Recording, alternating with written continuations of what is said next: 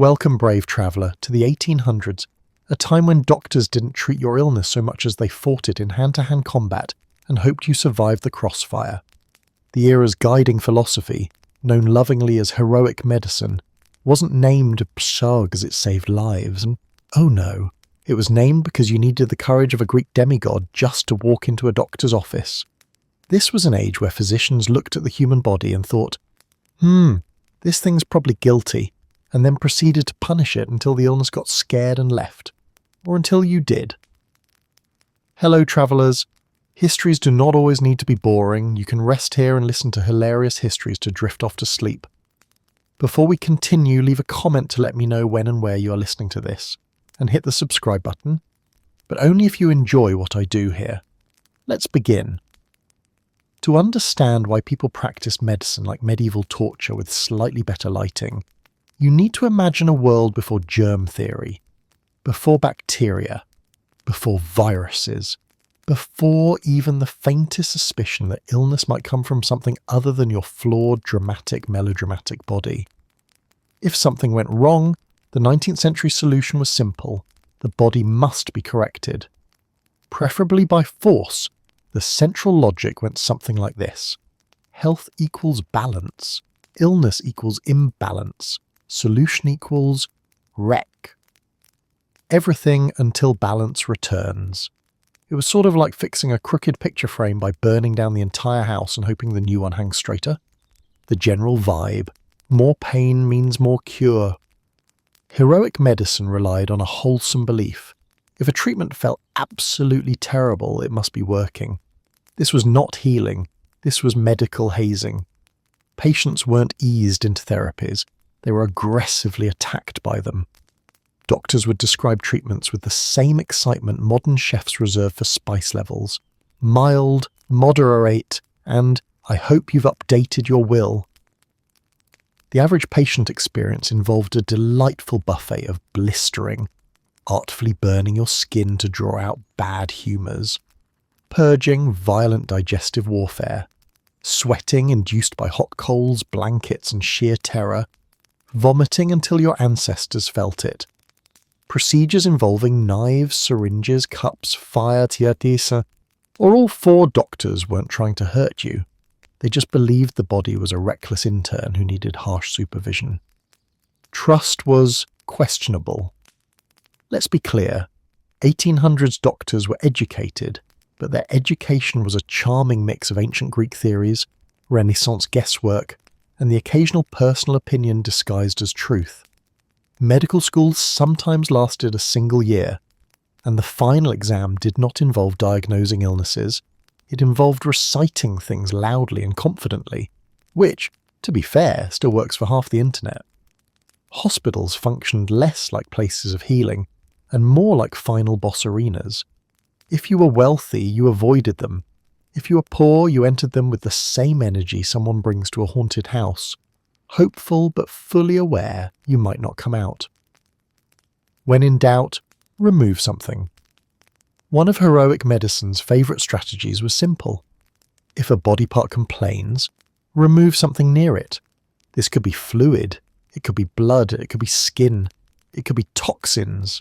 And if they weren't exactly sure what the problem was, it was fine. The cure was the same anyway. This is also the era when many physicians thought the human body was like a misbehaving appliance. If it made weird noises, you unplugged it, smacked it a few times, and hoped for the best. Doctors, as battlefield generals, heroic medicine had an unspoken motto: attack first, ask questions never.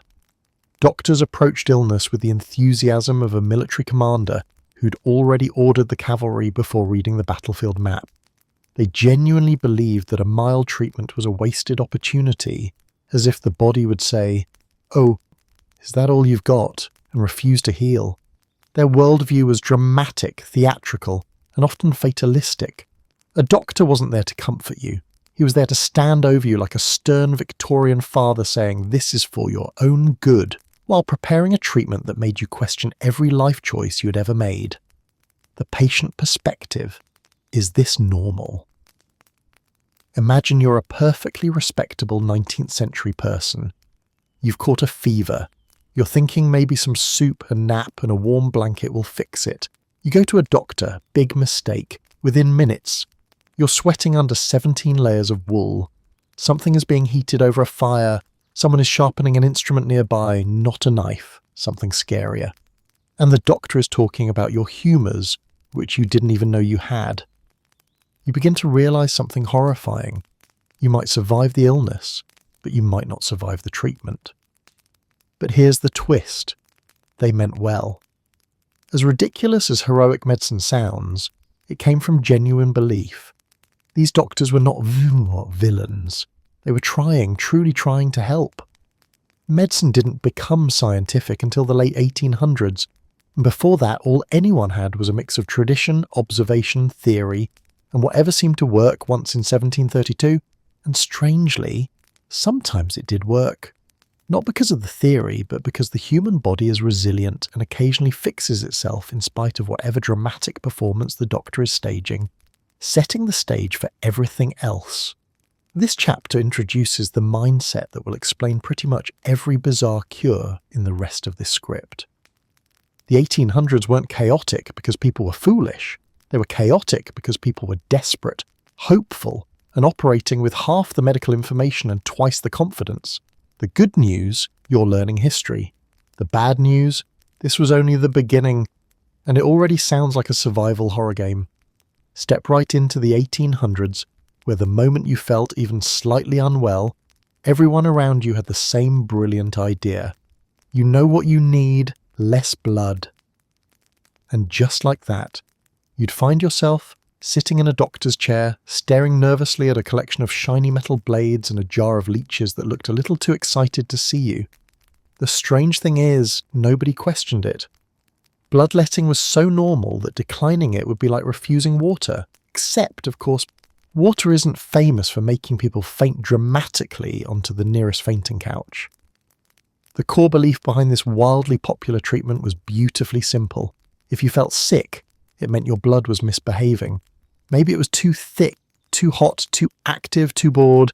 19th century doctors weren't picky about the details. As long as something was wrong, the blood was at fault, and the best way to deal with a troublemaker was to kick it out of your body. Not all of it, just enough to make your circulatory system think long and hard about its choices. Doctors approached bloodletting with the confidence of a man who has never once considered being wrong. They carried lancets like fashion accessories and opened veins, with an enthusiasm usually reserved for carving Thanksgiving turkeys. If you were lucky, the doctor would use a small handheld lancet and gently nick your arm. If you were unlucky, they'd pull out something called a scarificator, a cheerful little brass box that, when triggered, unleashed several blades at once. It was like being treated by a spring-loaded porcupine. And then, of course, there were the leeches. If the tools didn't do the job, doctors simply outsourced. Leeches were the original medical freelancers of the 1800s, self-motivated, persistent, and always hungry. Pharmacies stored them in huge wriggling jars, and doctors slapped them on patients with the casual attitude of someone sticking decorations onto a birthday cake. If one leech didn't latch, they added a second. If two didn't work, they added 4. And if the leeches wandered off mid-procedure, which they frequently did, a frantic game of catch the extremely moist escape artist unfolded across the patient's body. Patients often left bloodletting sessions significantly lighter, which doctors considered a victory. If you fainted, even better. Passing out meant the treatment was working. Never mind that fainting also meant your body was starting to question the meaning of existence.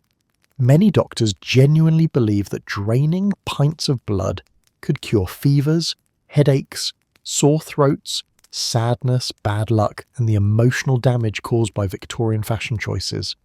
There were records of some doctors removing so much blood that even modern historians get queasy reading the numbers. The popularity of bloodletting was helped by the fact that it produced very dramatic results. Something was happening, and in an age where most illnesses were total mysteries, something felt safer than nothing. If a patient recovered, bloodletting got the credit. If they didn't, well, clearly they should have been bled even more. Many families even kept their own lancet kits at home, the way modern households keep band-aids. Nothing says era of medical innovation like a decorative wooden box full of blades. The sheer confidence behind the practice also created a culture of emotional surrender. Patients accepted the treatment because everyone else did. It was comforting, in a morbid way, to know that your neighbour, your baker, your cousin, and even your local tailor all suffered the same lightheaded dizziness after being drained like a faulty radiator. It built community. A very pale, iron-deficient community, but a community nonetheless. By the mid to late 19th century, bloodletting finally started losing steam as real medical science slowly entered the chat. Doctors began learning about circulation, germs, and the radical discovery that blood served an important purpose other than being occasionally inconvenient. As new treatments emerged, bloodletting quietly exited the medical spotlight like a theatre performer who realizes the audience is no longer applauding. But for centuries it reigned supreme, an iconic example of how determined people were to fix their bodies even when the logic was questionable at best. It was dramatic, messy, and occasionally effective purely by accident. And it gives us a perfect window into an era where hope, fear, tradition, and confidence outweighed actual medical understanding.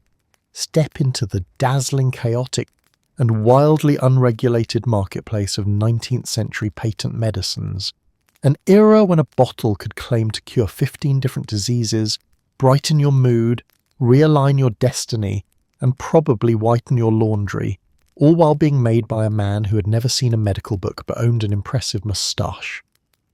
If the last part taught you that doctors could be dangerous, this reveals that the businessmen were far worse. Because while doctors at least thought they were helping, patent medicine makers knew exactly what they were doing, and what they were doing was selling hope in bottles filled with ingredients that could politely be described as ambitious. Imagine strolling through a bustling 1800s marketplace. Vendors shout promises louder than the town crier. Colourful posters show glowing, disease-free families holding bottles with names like Dr. Smiley's Lively Liver Syrup, Professor Curewell's Universal Life Drops, Madame Starshine's Electric Healing Elixir, and the eternal classic Hooper's Female Friend, which cured every female disorder, a category so broad it basically meant being alive. The miracle of these products wasn't that they worked. It was that people believed they worked, because the advertising was so spectacularly bold you had to admire the confidence. The patent medicine boom exploded for one simple reason. Nobody regulated anything. You could pour almost any mixture into a bottle, slap a label on it and declare it the cure for gout, rheumatism, nerves, nightmares, a ladylike moods, hysteria, lumbago, melancholy, toothache, male weakness, and vague spiritual discomfort. If anyone questioned your credentials, you simply printed doctor on the packaging and called it a day.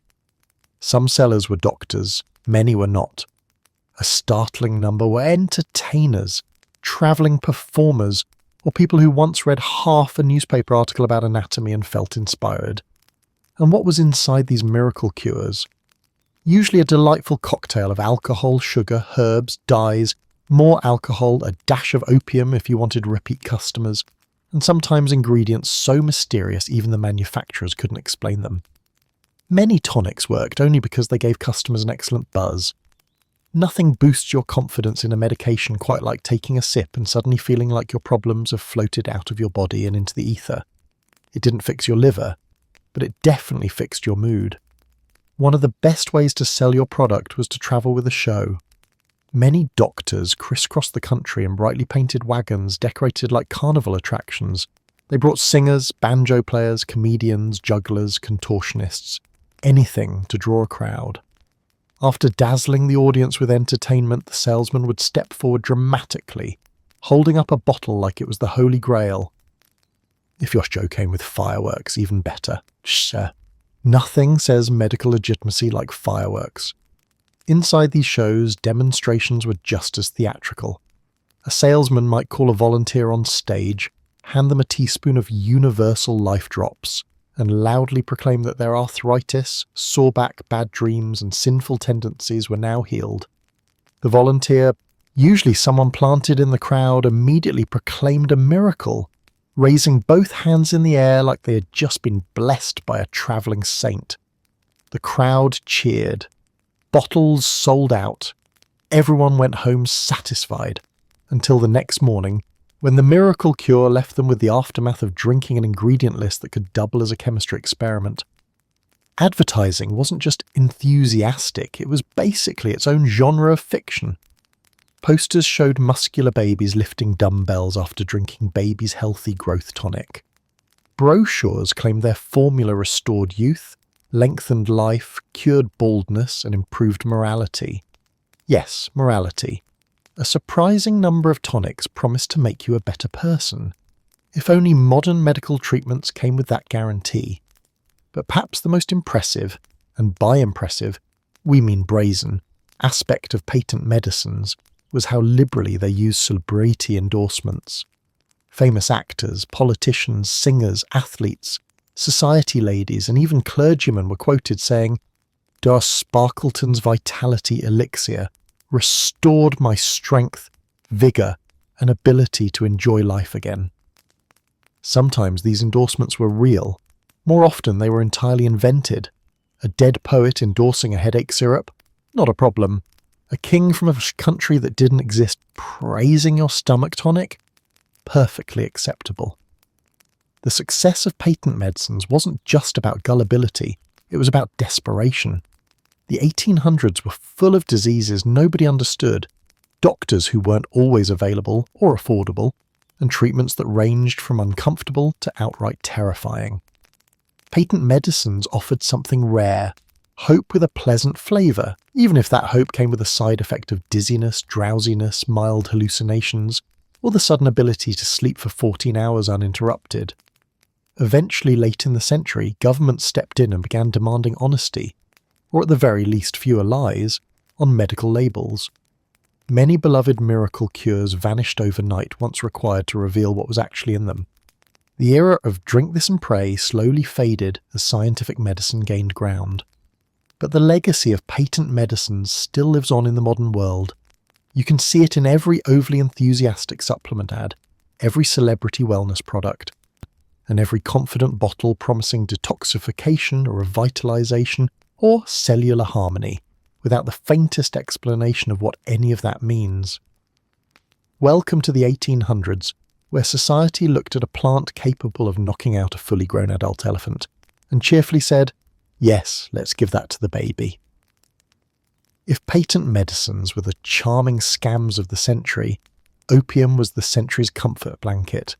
The cure-all, calm-all, and quiet-all solution for every man, woman, child, and especially every screaming infant whose mother desperately needed 5 minutes of silence. Opium didn't just appear in medicine. It strutted into Victorian life like a superstar, and quickly became the ingredient no product dared to leave out. The reasoning was shockingly straightforward. Opium made people feel better. And by feel better, Victorians meant everything from no longer crying to too blissfully unconscious to complain. If you had pain, opium soothed it. If you had insomnia, opium tucked you in. If you had diarrhea, opium slowed everything down like a polite traffic officer.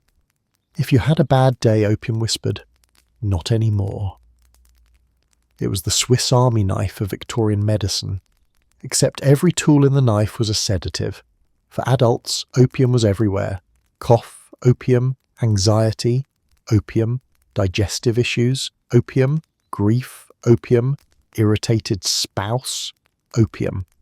Any problem remotely connected to the human experience could be calmed, softened, or blotted out with a few drops of laudanum. And laudanum wasn't some obscure back-alley concoction. It was mainstream, widely accepted, and sold by every pharmacy with the cheerful enthusiasm of someone handing out cookies. The average Victorian household kept laudanum on the shelf the way modern homes keep ibuprofen, except laudanum was roughly 1,000 times stronger, and came with a tendency to knock people into philosophical trances. Writers adored it, poets adored it, respectable grandmothers adored it, and pharmacists definitely adored it, because nothing sells better than a product that both works instantly and ensures your customer will be back tomorrow, gently floating through the door with the glazed eyes of someone who hasn't felt stress since last Tuesday. But nowhere did opium truly shine like it did in baby medicine. Yes, baby medicine. In the 1800s, parents believed their infants were tiny emotional volcanoes prone to erupting at any moment. And because babies communicate the only way they know how, by screaming like small furious banshees, Victorians responded by handing them opium under names such as Godfrey's Cordial, Dalby's Carminative, Atkinson's Infant's Preservative, and the star performer, Mother's Friend, a syrup that promised to soothe teething, fussiness, colic, nightmares, and possibly the existential dread of being alive. The instructions were always vague. Give the child a teaspoon, or as much as needed, which is the medical equivalent of saying press any button you like, it will probably be fine. Mothers weren't trying to harm their children. They were exhausted, overwhelmed, and living in a time without sleep training, pacifiers, or parenting blogs filled with advice and emotional support. So if a medicine promised to turn an inconsolable newborn into a peaceful sleeping cherub, they used it without question, and the results were immediate. Silence, stillness, blessed tranquility. The kind of quiet parents today would pay thousands for. Unfortunately, this quietness came from the baby being sedated out of full consciousness, which Victorian parents interpreted as relief, instead of the child is experiencing pharmaceutical oblivion. Some babies were given opium daily for teething, some were given it for naps, some were given it because the mother needed to finish laundry, and the baby had opinions about that.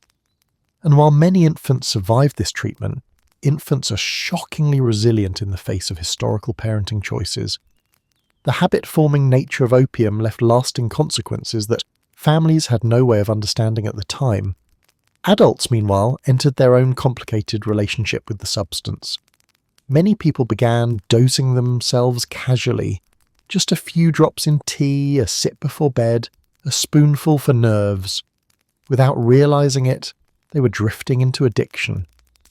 But because the idea of substance dependency didn't exist yet, most people thought they were simply naturally in need of calming substances or born with a delicate constitution. Doctors, instead of recognizing dependence, would happily prescribe even stronger doses. After all, if it made patients quiet, compliant, and grateful, what was the problem? The social acceptance of opium was so strong that even religious communities used it. Clergymen would recommend it for melancholy. Housewives used it to soften the emotional strain of endless domestic labour. Artists used it to stimulate creativity, which is a poetic way of saying they stared at walls for several hours and then wrote dramatic essays about their visions. Opium dens existed too, but they were just one piece of a much larger cultural puzzle. The real opium use was happening in well-lit parlours, respectable pharmacies, and cosy nurseries with lace curtains. By the late 1800s, medical professionals slowly realised they had created a continent-wide dependency festival. Reports emerged about overdoses, infant mortality, and adults unable to function without their daily doses. Governments gradually tightened regulations, labels became more honest, and the opium craze shifted from harmless family staple to maybe let's not give this to babies anymore. Still, opium remains one of the most revealing windows into Victorian life. It shows a society desperately trying to soothe itself in an age of anxiety, illness, hard labour, and constant pressure to appear calm and respectable. When everything around them felt overwhelming, they reached for the one thing guaranteed to quiet the world, even if just for a moment. Welcome to the electrifying side of 19th century medicine, literally. This was the era when people believed electricity wasn't just a mysterious force that powered telegraphs and made lightning happen. It was also the secret ingredient missing from their bodies.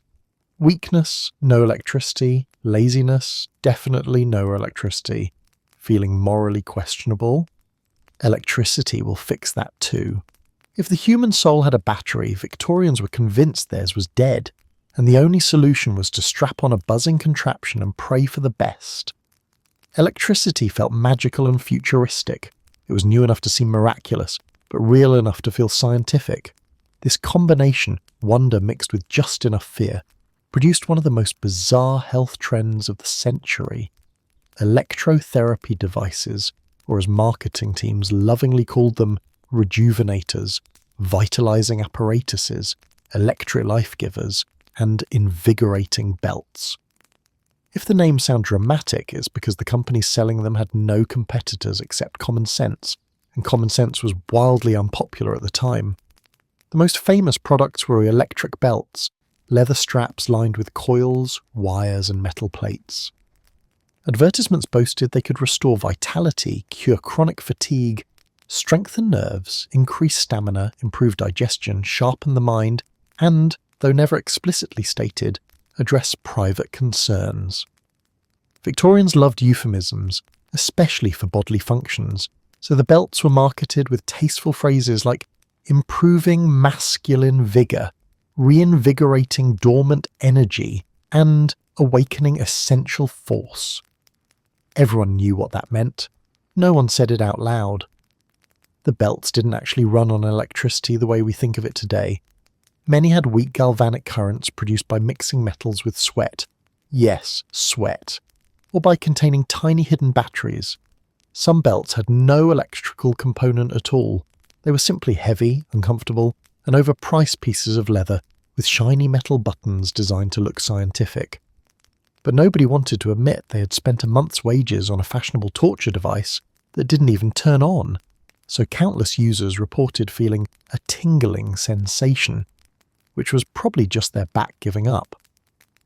For the more adventurous, there were full-size shock machines, desk-sized devices with wires, handles, cranks, and more drama than a family reunion. The most popular were magneto-electric machines. You placed your hands on metal cylinders, someone turned the crank, and you received a jolt strong enough to make you reconsider all your life choices. Some machines came with special attachments for the head or feet. Others came with attachments for other areas, which were marketed under phrases like restoring youthful fire and fortifying the generative organs. Yes, Victorians were electrocuting themselves in the name of improved romance. History is full of surprises. Electrotherapy's salesmen promised absolutely astonishing results. A single shock could revive failing muscles. A week of treatment could strengthen the nervous system. A month of daily buzzing could transform lazy men into industrious workers and sad women into joyful paragons of domestic grace. Electricity, they claimed, was the universe's language, and by shocking yourself regularly you were simply communicating with nature. The human body, they said, just needed a gentle reminder, preferably one that made your hair stand up, and people believed it. The scientific revolution was reshaping the world, and anything involving wires and currents seemed futuristic. Telegraph lines were shrinking continents. Electric lighting was emerging as a marvel. People stood in awe of new technologies and thought, if electricity can move messages through metal, surely it can move energy through me. Plus, the treatments produced sensations, tingling, buzzing, twitching that felt like something was happening. Even if that something was mild electrocution, it was still more exciting than drinking another bottle of syrup that tasted like sorrow. Electrotherapy salons sprang up everywhere. You could walk into a place that looked like a cross between a laboratory and an unconventional hair salon, sit in a chair, and let a technician strap wires to your limbs. The technician then adjusted knobs and dials while assuring you that your nerves were regenerating beautifully, even as your left leg spasmed like it was communicating in Morse code. Some clinics even offered full-body electricity baths, which involved standing in a metal tub wired to a machine that hummed ominously. Patients claimed to feel refreshed. Observers claimed to feel concerned. Of course, not all these treatments were harmless. Some people overdid it. Others purchased devices so poorly made they could barely be classified as safe. But the belief in electricity's healing power was so strong that any discomfort was interpreted as proof of effectiveness. If you winced, twitched, jolted, or temporarily forgot your own name, the treatment was declared a success. Pain, after all, was practically the Victorian medical gold standard. By the end of the century, real medical research had begun exploring the therapeutic use of controlled electrical currents. But these legitimate studies were overshadowed by the carnival of buzzing belts, sizzling socks, shocking combs, and devices that resembled props from a science fiction play. Governments eventually tightened regulations, and electric belts were exposed as mostly useless, though they did make excellent conversation pieces. Still, the craze tells us something important. The 19th century was full of people chasing energy, power, and renewal in an age of rapid change. Electricity symbolized progress, and Victorians wanted some progress inside their own bodies too, preferably without reading the fine print. If electricity made the 19th century feel modern, snake oil made it feel like a carnival, and sometimes it literally was one. Nothing captures the wild, wandering portrait of Victorian medicine like the travelling cure shows, brightly painted wagons rolling into town with all the subtlety of a brass band, announcing miracle elixirs that could cure paralysis, baldness, heartbreak, female troubles, mysterious aches, and the general disappointment of being human. These shows didn't just sell medicine, they sold entertainment, spectacle, hope, and a healthy dose of theatrical nonsense. Imagine you're living in a quiet 1800s town. Life is predictable. Same roads, same crops, same gossip, same biscuits. Then one afternoon you hear distant drumming. A wagon bursts into view covered in banners and glittering foil. The horses wear plumes. The driver wears a hat big enough to block the sun. And standing on the roof is a man in a three-piece suit shouting, "Step right up, ladies and gentlemen, for the most miraculous cure your town has ever seen." Before you can say that seems suspicious, the show begins.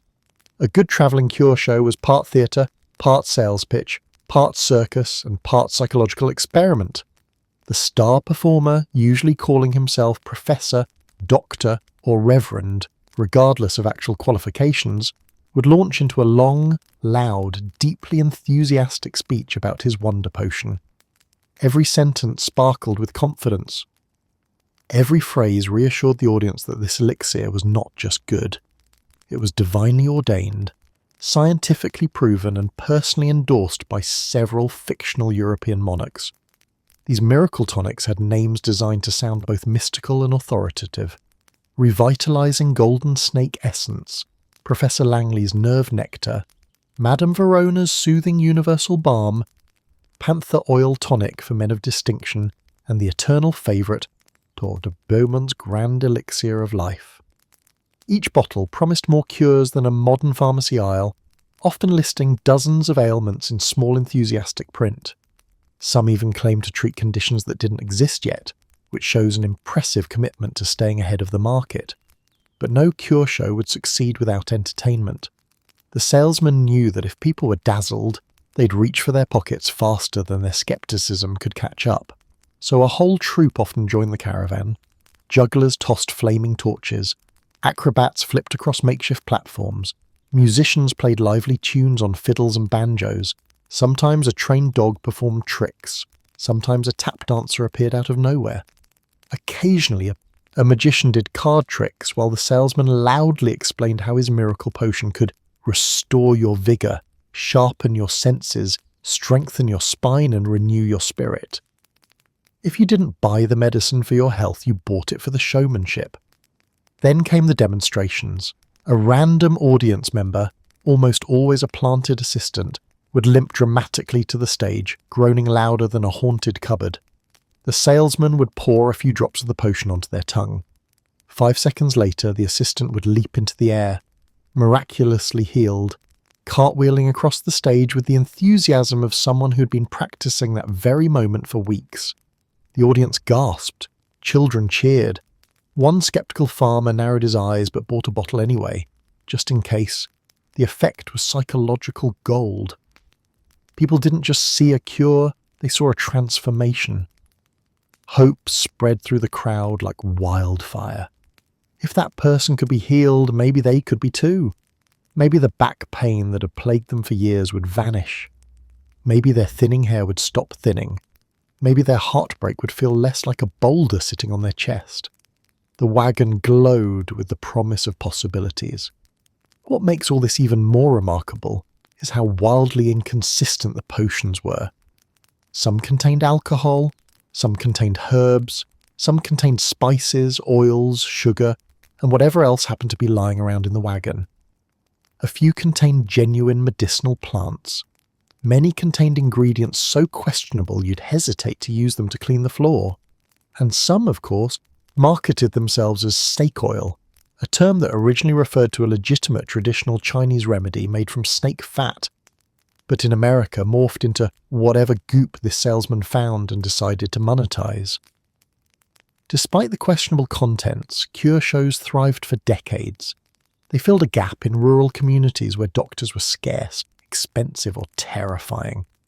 They gave people hope, entertainment, and a temporary escape from daily hardships. Even when the potions didn't work, the shows created memories, stories that people told for months afterward. In a world without TV, YouTube, or even reliable newspapers, a travelling cure show was the closest thing to a blockbuster film. Eventually, scientific medicine and government crackdowns began to dismantle the empire of miracle wagons. Advertising laws tightened. Ingredients had to be listed, claims had to be verifiable. One by one, the caravans faded from the roads, but the spirit of their performance lives on in modern marketing. Flashy claims, dramatic testimonials, and products sold with just enough showmanship to make you believe they'll change your life. And with that, our snake oil journey closes, slithering neatly into history. Step aside electricity and snake oil, because now we enter the sharp, tangy, nose-wrinkling world of 19th century acidic medicine, where people genuinely believe that if something smelled strong enough to make your eyes water, it probably cured diseases. And at the centre of this crisp, culinary-adjacent medical movement stood the ultimate household superstar, vinegar. Cheap, accessible, aggressively sour, and strong enough to remove rust from metal. Naturally, Victorians assumed it could also remove illness from humans. To understand why vinegar became a medical celebrity, imagine living in a world where germs weren't understood, sanitation was questionable, and half the things recommended by doctors involved fire, pain, or mysterious syrups with suspiciously cheerful labels. Vinegar, compared to all that, seemed reassuring. It came from kitchens, not laboratories. It already had a reputation for cleaning things, and most importantly, you could take a whiff and immediately think, yes, this is definitely murdering something. Whether that something was bacteria or your sense of smell was irrelevant. People used vinegar for everything. Digestive troubles, vinegar, fever, vinegar, sore throat, vinegar gargle, fainting episode. Vinegar-soaked cloth waved under the nose with such force it could revive the dead. Feeling spiritually cursed? Rub vinegar on your skin, obviously. The Victorians genuinely believed vinegar could fix moral imbalance and spiritual heaviness. If your soul felt damp around the edges, vinegar would perk it right up. This acidic enthusiasm extended far beyond medicine. A full vinegar lifestyle emerged. People carried tiny bottles of scented vinegar around town in fancy decorative containers called vinaigrettes. These were little metal cases with a sponge soaked in vinegar and essential oils. Ladies would open them discreetly during crowded events or unpleasant smells. The theory was that vinegar refreshed the senses. The truth was that anything smelled better than 19th century city streets did, and vinegar was sharp enough to overpower even the world's most offensive odours. But nothing compared to vinegar's role in treating fevers and infections. Before antibiotics, people desperately sought something, anything that could fight sickness. Vinegar became the go-to disinfectant. If a wound looked infected, families poured vinegar directly onto it, producing a burn so intense it briefly distracted from every other problem in life. Surgeons rinsed tools in vinegar. Mothers washed sick rooms with vinegar. Some households drenched clothes in vinegar, convinced it acted like an invisible shield against disease. One could walk into a Victorian home during flu season and smell salad dressing from a distance of 2 blocks. Vinegar didn't just make its way into medicine, It invaded the dining table for health reasons too. People consumed pickles, pickled onions, pickled cabbage, pickled eggs, pickled mushrooms, and pickled things so unpickleable that modern chefs would faint just reading the list. The belief was simple: if it's sour, it's cleansing. Vinegar helped digestion, they said. And digestion, in the Victorian mind, controlled everything from mood swings to moral character. A well-pickled stomach was a righteous stomach. That's why pickled cures became a fad. Recipes were published promising longevity if one consumed exactly 3 pickled vegetables per day. People soaked fruit in vinegar to create health tonics. Some even drank diluted vinegar before meals as a beauty aid. According to magazines, vinegar made the skin clearer, the eyes brighter, and the soul less sinful. We don't know if it worked, but it certainly made everyone smell like they lived inside a pickle jar. Vinegar was also used for first aid.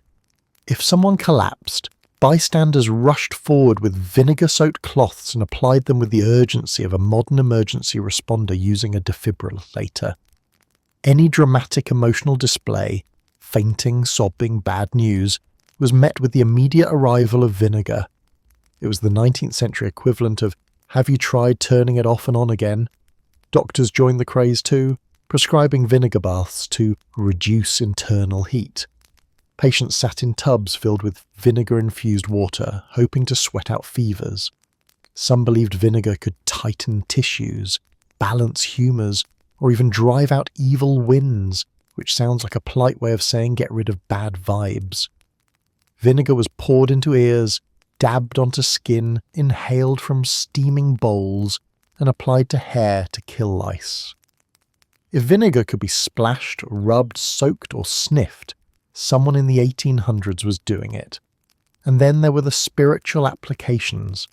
Many Victorians believed vinegar purified not just the body but the soul. Mediums and spiritual healers used it to cleanse rooms of bad energy. Some insisted vinegar could neutralize curses or shield against malicious spirits. It was essentially the Victorian version of burning sage, except it smelled like you were preparing deviled eggs in a haunted kitchen. Despite the absurdity, it's important to remember that vinegar did have some genuine benefits. It could kill certain bacteria, it could disinfect surfaces, it could make wounds slightly cleaner. But these small truths blossomed into a massive mythology. And before long, vinegar transformed from pantry staple into universal cure. The logic was simple. If it worked a little, surely it must work for everything. By the late 19th century, scientific medicine slowly reeled vinegar back into its proper role. It remained useful, but no longer carried the expectation that it could heal the soul, fix the stomach, cure fevers, remove curses, and exercise questionable decisions. Welcome to the 19th century's most waterlogged medical trend. Hydropathy, also known as the water cure, an approach that boldly declared, why use medicine when you can simply chill someone into submission? If the previous chapters brought us vinegar, electricity, and travelling cure shows, this one offers the equally dramatic promise that cold water, yes, just cold water, could cleanse the body, calm the mind, purify the soul, and possibly shock the illness into giving up and walking out. Hydropathy began with the sincere belief that the body, when overwhelmed by disease, simply needed a firm reset. And what better way to reset a human than to dunk them into freezing water until they forgot what they were originally complaining about? This was a medical movement run by people who looked at rivers, ponds, springs, and bathtubs and saw not liquid, but opportunity. They believed water could equalize internal conditions, expel toxins, encourage circulation, and restore harmony, all without the inconvenience of drugs, scalpels, or understanding biology. Hydropathy clinics sprang up like damp mushrooms across Europe and America. These establishments were often located in scenic countryside settings, presumably because nothing encourages healing more than being shivered back to consciousness while looking at a nice meadow.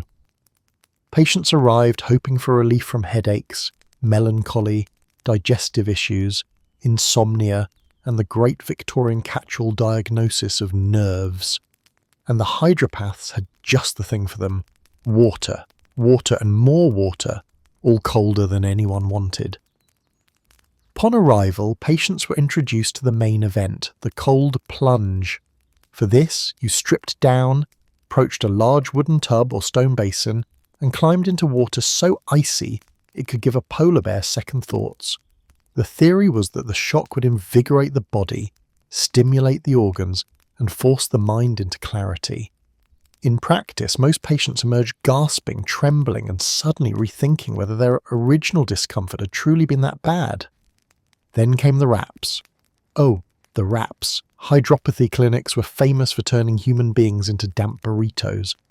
A typical session involved being laid out on a long table and wrapped tightly in sheets that had been soaked in cold water. Not cool water, not soothing water. Water so cold it could make your ancestors sneeze. Once wrapped, patients were swaddled in blankets to trap both the cold and the horror. They lay there for hours, sweating, shivering, or drifting into a trance-like state doctors interpreted as renewal, but patients described as losing track of time and possibly my name. If the wraps didn't produce the dramatic effect the hydropath wanted, there were upgrades available. You could stand under a cascade of cold water poured from a height, like being punished by an angry, invisible waterfall god. You could take sitz baths, where only part of your body was submerged, often the part associated with whatever ailment you had. You could also participate in water walking, which involved strolling slowly through shallow water while your therapist yelled encouraging instructions such as, "Yes, keep moving. Your nerves love this. Your nerves did not love this." Hydropathy wasn't only about cold. Warm baths had roles too, though they were usually viewed as less heroic. Warm water was considered comforting, but comfort was not a word hydropathic doctors respected. Warm baths were for softening tissues, relaxing obstinate organs, or preparing the patient for the next cold treatment, like marinating someone before freezing them again. The true cure, according to practitioners, came from the contrast. First freeze them, then thaw them, then freeze them again might as well have been the motto. What truly made hydropathy unique, though, was its strict lifestyle rules. Patients didn't simply bathe, they lived a full water-centric regimen. Clinics required early rising, brisk walks before breakfast, and menus full of simple, bland food. No alcohol, no spices, no indulgences, and certainly no activities that involved getting too cozy. Hydropaths believed the body needed discipline, purity, and a firm schedule. Many clinics resembled wellness retreats crossed with boot camps, except with more buckets and fewer smiles. Strangely enough, people loved it. Or more accurately, people loved the idea of it. Because unlike many medical treatments of the time, hydropathy didn't involve your knives, leeches, chemicals, or mysterious powders. It felt clean and natural. It promised results through simplicity. And it offered something that mattered deeply to Victorians. The reassuring illusion that the body, if given the right push, could heal itself. For some, hydropathy actually worked, not because water cured them, but because the clinics forced patients to rest, eat mild foods, breathe fresh air, and engage in routines less stressful than their normal lives. In an era where people were exhausted by the long working hours, dense cities, polluted air, and relentless social pressure, the water cure was often the only opportunity they had to stop and breathe. The ice baths didn't heal them. The break from life did. Of course, some treatments went too far. There were patients who fainted, patients who shivered violently, patients who developed pneumonia, and patients who realized halfway through that perhaps they didn't need healing badly enough to endure another minute wrapped in a cold sheet, questioning the meaning of existence. But hydropathic physicians insisted these were signs of progress. If you felt something, anything, the treatment was working. By the late 19th century, hydropathy gradually merged into the broader world of wellness. Many spas adopted its gentler concepts. Some abandoned the cold water extremes, and the idea of water as a healing tool survived, though thankfully with fewer burrito-style wrappings. Welcome to one of the oldest and unquestionably most dramatic medical practices ever revived by the enthusiastic healers of the 19th century. Trepanning. the art of drilling a hole in the human skull and hoping that whatever was inside causing trouble would politely exit. If the previous chapters introduced you to the world of water cures, vinegar rituals, and electricity belts, this one dives straight into the surgical equivalent of turn it off and on again. Except the thing being rebooted was your brain. Trepanning wasn't a new invention, far from it. Humans have been making holes in skulls for thousands of years, long before indoor plumbing or common sense were widely available.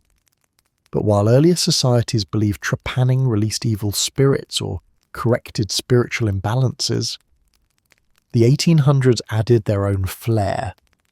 They took one look at the ancient practice and said, you know what, let's bring that back, because nothing says modern progress like reviving prehistoric neurosurgery with tools that look suspiciously like carpentry equipment. The logic was simple in a terrifying way. If someone suffered from migraines, seizures, hallucinations, severe headaches, or bizarre behaviour, the assumption was that pressure was building inside the skull. Maybe it was blood, maybe it was fluid, maybe it was trapped energy or bad vapours or congestion, or your brain simply acting up due to reasons unknown but definitely suspicious. Whatever the cause, doctors decided the best fix was to literally open a window for it. So, trepanning. The instruments used were a delightful selection of hand-crank drills, sharp circular saws, and tools that even the bravest hardware store employee would hesitate to touch. Doctors approached the skull with the same confidence they applied to every other medical decision of the time, boundless enthusiasm paired with limited understanding. They believed they were relieving pressure, releasing toxins, or correcting congestion of the head, a phrase that should send a shiver down anyone's spine, considering the Victorians used the same word for nasal problems. Without modern anaesthesia, the procedure was memorable. Some doctors used alcohol to numb the patient, others applied cold compresses, and a few simply encouraged the patient to remain still, which is medical advice only a doctor could consider reasonable, while approaching a person's skull with a drill. Patients often fainted from pain halfway through, which doctors took as a convenient sign to continue. At least unconsciousness made the work steadier. Despite the gore, trepanning had its supporters. Some physicians insisted it produced miraculous results. A patient tormented by headaches might claim relief afterwards, though it's hard to say how much of that relief came from the procedure and how much came from the overwhelming gratitude of surviving it. People who suffered seizures sometimes improved, though modern medicine now knows these results were often coincidence or temporary. But in the 1800s, a single positive outcome was enough to launch decades of confidence. Medicine back then ran on optimism rather than evidence. For certain communities, trepanning wasn't even seen as frightening, it was seen as spiritually meaningful.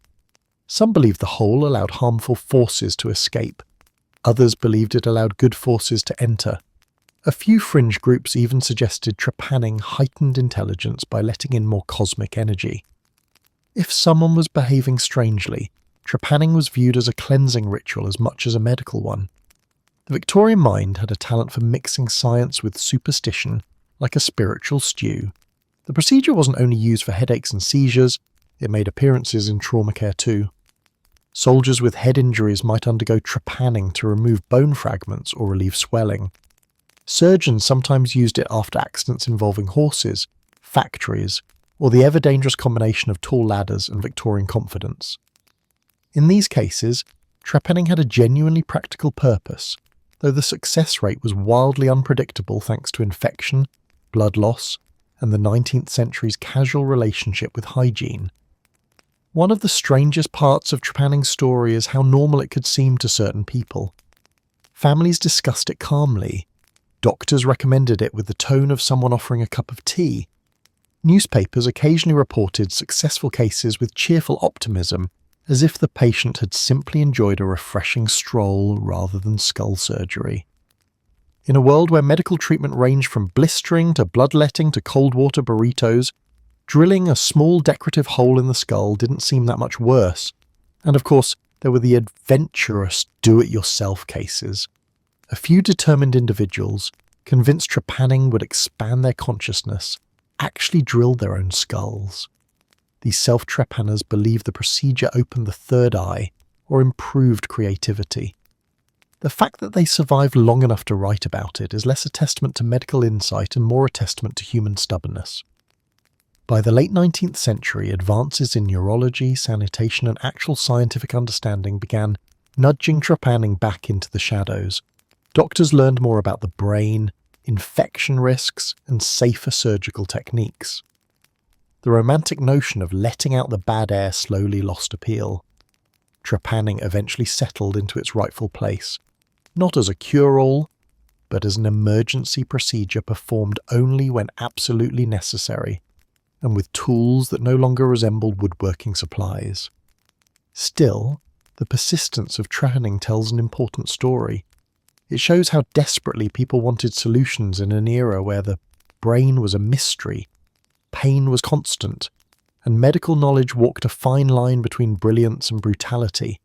Sometimes the line blurred completely.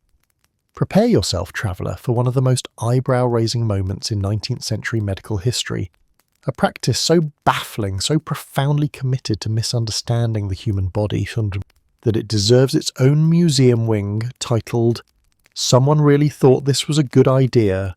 Welcome to the world of tobacco smoke enemas, a treatment that genuinely existed, was genuinely used, and was genuinely carried out with sincerity by people who should never have been left alone with medical equipment."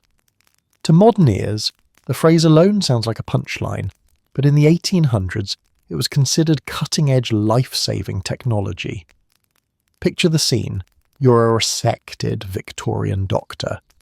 You have a drowning victim pulled from the river. Their breathing is shallow, their pulse is fading, the crowd is panicking. And you, with full professional confidence, turn to your assistant and say, "Quick, bring me the pipe. We must blow smoke directly into this person's rear." It is impossible not to imagine the assistant freezing in place, questioning every decision that led them to this exact moment.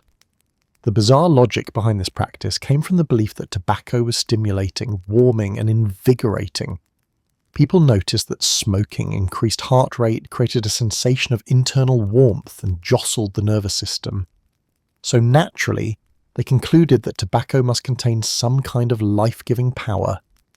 And since reviving a drowning victim required warmth and stimulation, why not deliver that power to the part of the body closest to the bloodstream with the fewest polite social boundaries? Thus was born a medical practice that future generations would remember solely to marvel at how incredibly weird history can be. The equipment used was part science, part plumbing, and part unfortunate imagination. A typical kit included a bellows, long tubing, and a specially designed nozzle. The doctor would start a small fire, burn tobacco leaves, draw smoke into the bellows, attach the tubing, and then, deep breath, administer the smoke rectally. The bellows allowed a controlled puff, which was Victorian medical language for "please don't rupture anything." Some kits even came with elegant wooden cases, as if refining the presentation would somehow make the overall process less alarming. Tobacco enemas were particularly associated with resuscitating drowning victims. In the 1700s and early 1800s, certain medical societies placed emergency resuscitation stations along riverbanks, complete with public tobacco enema kits. Imagine going for a peaceful walk along the river and seeing a wooden box mounted on a post labelled "In case of emergency, pipe, bellows, and tobacco." Forget defibrillators. Victorians were absolutely committed to the idea of blowing warm smoke into unconscious people.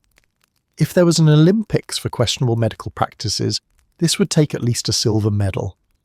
But drowning wasn't the only reason doctors reached for this unusual remedy. Tobacco smoke enemas were believed to cure a spectacular list of conditions: cholera, colic, hernias, constipation, hypothermia, stomach weakness, and even what 1st century texts described politely as insufficient vigour. In a way, it was the Victorian version of a one-size-fits-all treatment, like an early version of "have you tried turning it off and on again?"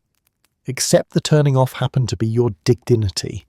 The theory was that tobacco's stimulating vapours would awaken dormant organs, restore internal heat, regulate circulation, and expel whatever harmful forces lurked inside the abdomen. If you were dealing with intestinal distress, tobacco smoke was supposed to drive out toxins. If your body was sluggish, it was supposed to jumpstart your system. If your health was failing, it was supposed to rekindle natural strength. The Victorians loved poetic medical language, even when the content was deeply unpoetic. As you might imagine, not every patient was thrilled about this. Consent, communication, and emotional preparation were not always part of 19th century medical culture. Some patients reportedly woke up mid-resuscitation, disoriented, confused, and faced with the sight of a doctor holding bellows behind them.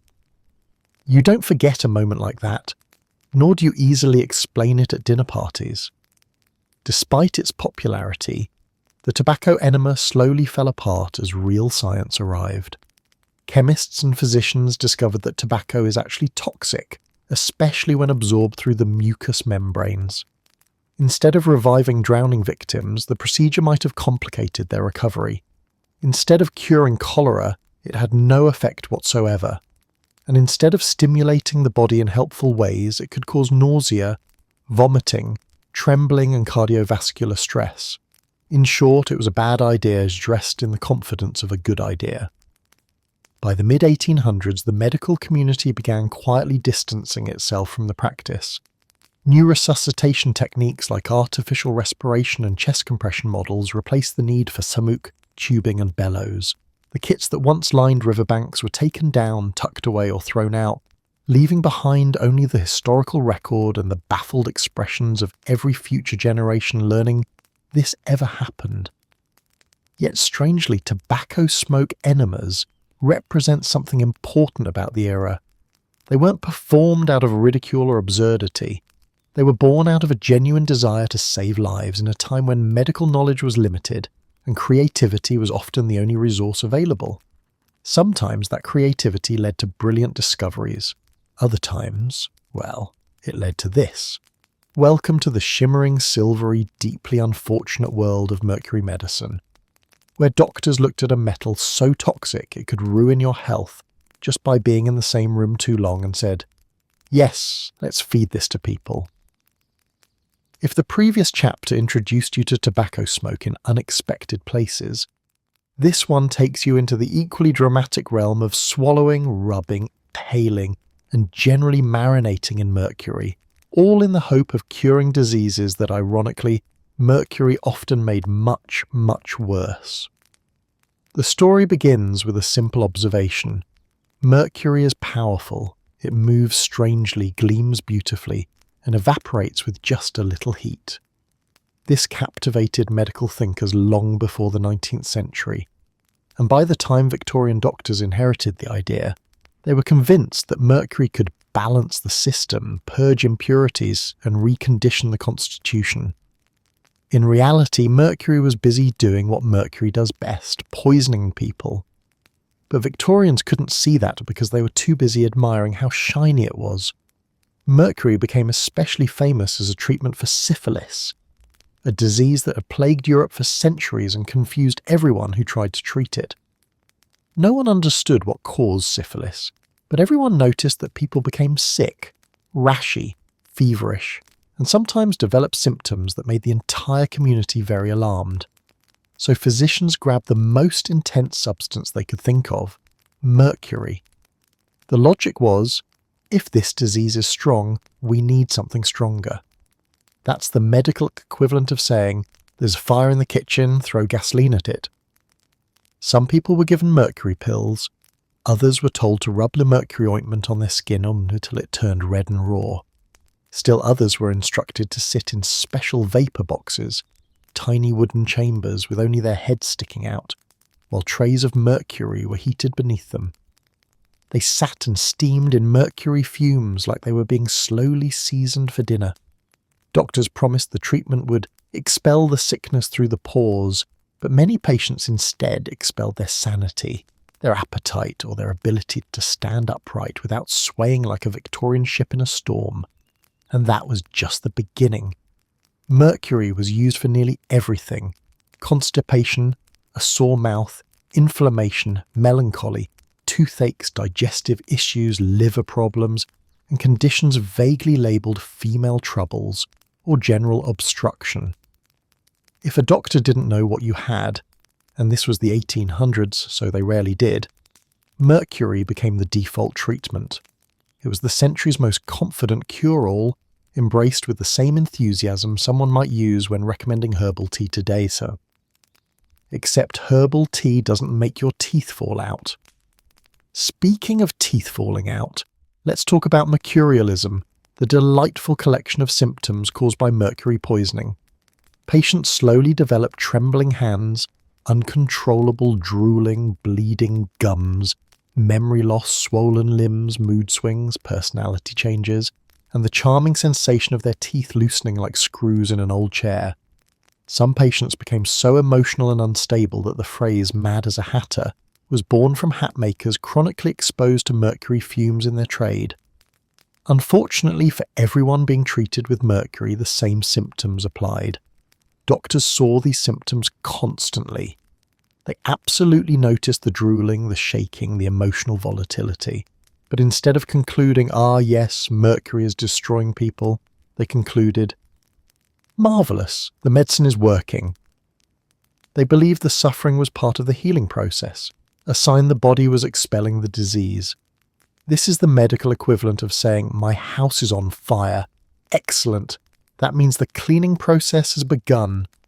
Some patients deteriorated so badly that even their doctors became uneasy. One Victorian physician described a man whose gums had entirely dissolved, whose tongue was swollen like a balloon, and whose skin was peeling in sheets. The treatment continued anyway. After all, the disease was threatening the patient's life, so what harm could a little more mercury do? People of means sometimes carried tiny silver flasks filled with mercury-containing tonics. A fashionable gentleman might take a sip before a big meeting to clarify the mind or settle the nerves. In reality, he was dosing himself with a neurotoxin, but that didn't stop Victorian society from treating mercury as a symbol of modern sophistication. If you looked wealthy, read serious books, and occasionally forgot where you were because of the mercury fumes, you were considered practically cutting edge. Mercury ointments became a household favourite.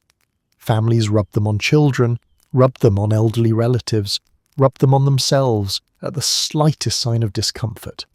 Soon entire households would smell faintly metallic and nobody questioned it. If anything, the smell meant the family was health conscious.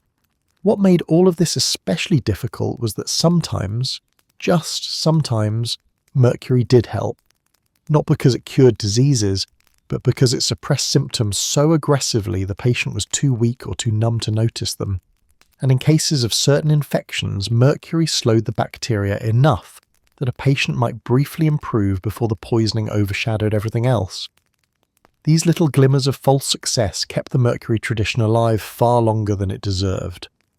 By the late 19th century, real scientific advances finally exposed mercury for what it was: dangerous, unpredictable, and deeply uncooperative with human survival.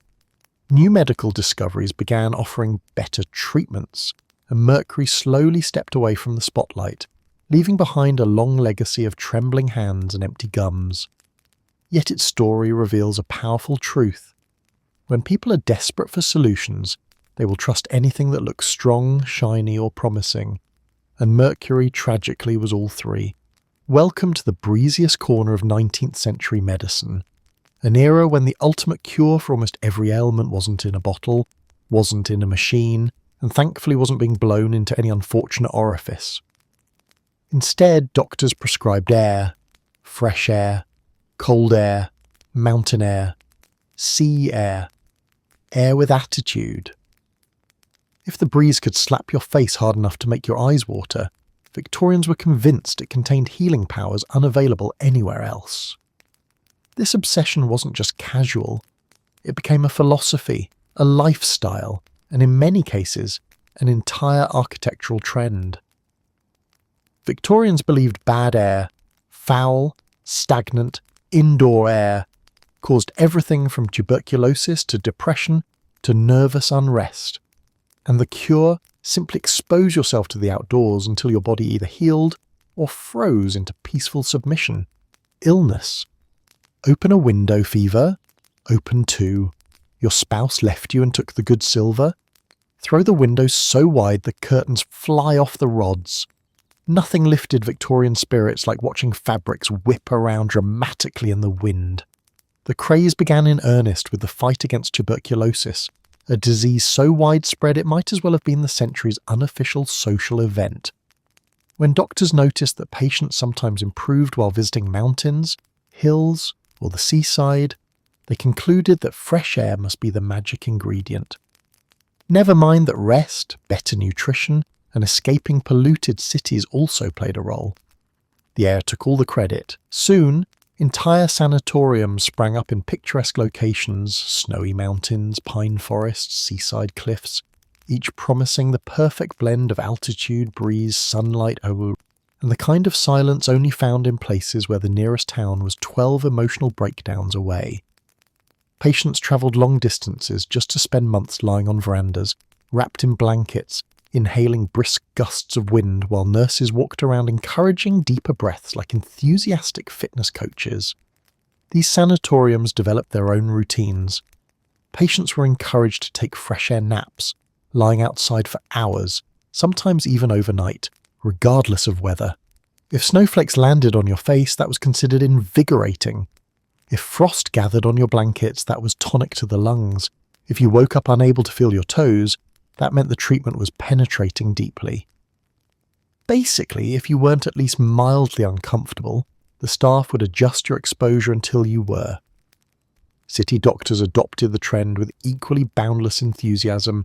They recommended their patients eat outdoors, sleep outdoors, read outdoors, and ideally spend as little time as possible in rooms that had roofs, walls, ceilings, or any trace of warmth. Windows were pried open even in winter. Households were encouraged to keep bedrooms cold enough that breath became visible. Some families even built sleeping porches, believing nothing said modern health quite like shivering yourself toward recovery. For children, fresh air culture was particularly intense. Schools held outdoor classes, playtimes were extended, parents bundled children tightly in wool and sent them into the wind with the same hopeful energy modern parents send kids to piano lessons. If a child sniffled, the solution wasn't soup, it was a brisk walk. If the child had a full bronchial infection, it was a long brisk walk, possibly uphill both ways, accompanied by the advice, "Deep breaths, dear, the mountains will fix you." Seaside towns especially loved this trend. Resorts boasted that their air breezes were superior to all other breezes. Some towns marketed air as if it were a gourmet product.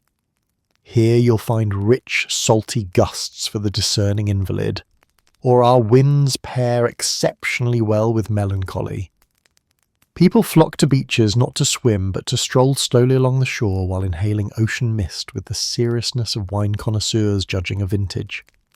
Mountain retreats, meanwhile, catered to the idea that high altitudes built moral fortitude. Doctors believed thin air strengthened lungs, sharpened the mind, and encouraged a level of discipline urban life simply couldn't provide. Patients were instructed to hike gently, breathe deeply, and admire the scenery while trying not to faint from oxygen deprivation. If someone swooned, the doctor interpreted it as proof the treatment was needed, not that they had pushed the patient halfway to the afterlife. One of the most striking parts of the fresh air movement was how it shaped behaviour indoors. A closed window became a symbol of danger, laziness, and possibly moral corruption. Some people avoided visiting homes where windows weren't open year-round. Guests judged each other on ventilation choices. Newspapers published long columns about the dangers of foul, unmoving air, which they blamed for everything from digestive problems to winter sadness. The solution to nearly every complaint was the same: open window at once. What Victorians didn't realise was that this movement, for all its dramatic flair, had some unexpected benefits. Encouraging people to get sunlight, escape polluted urban environments, rest more, and breathe cleaner air did help in many cases. It didn't cure tuberculosis, nothing did yet, but it occasionally improved symptoms enough to prolong life. And the psychological effect of spending time in nature offered genuine comfort, even if the medical reasoning behind it was mostly guesswork wrapped in a scarf. By the late 19th century, as bacteriology emerged and the true causes of certain diseases came to light, the fresh air movement quieted a bit. But it never disappeared. You can still see its influence today: porches, sunrooms, outdoor cafes, the popularity of nature retreats, and the eternal belief that a walk outside can fix everything. The modern world may not endorse sleeping in snowbanks, but the romance of the open window survives. Welcome to one of the most beloved, celebrated, and enthusiastically embraced treatments in 19th century medicine: alcohol, the cure that required no explanation, no scientific justification, and certainly no patient resistance. If previous chapters introduced you to medical ideas involving freezing water, toxic metals, or questionable smoke directions, this one invites you into a far more cheerful corner of Victorian healthcare, where the doctor's first instruction was often, "Take a drink and lie down," and the second was, "Actually, take another just to be safe." Alcohol wasn't simply accepted as medicine, it was practically worship. Doctors prescribed brandy, rum, whiskey, port, sherry, gin, champagne, and any other spirit that could be poured into a glass without causing immediate suspicion.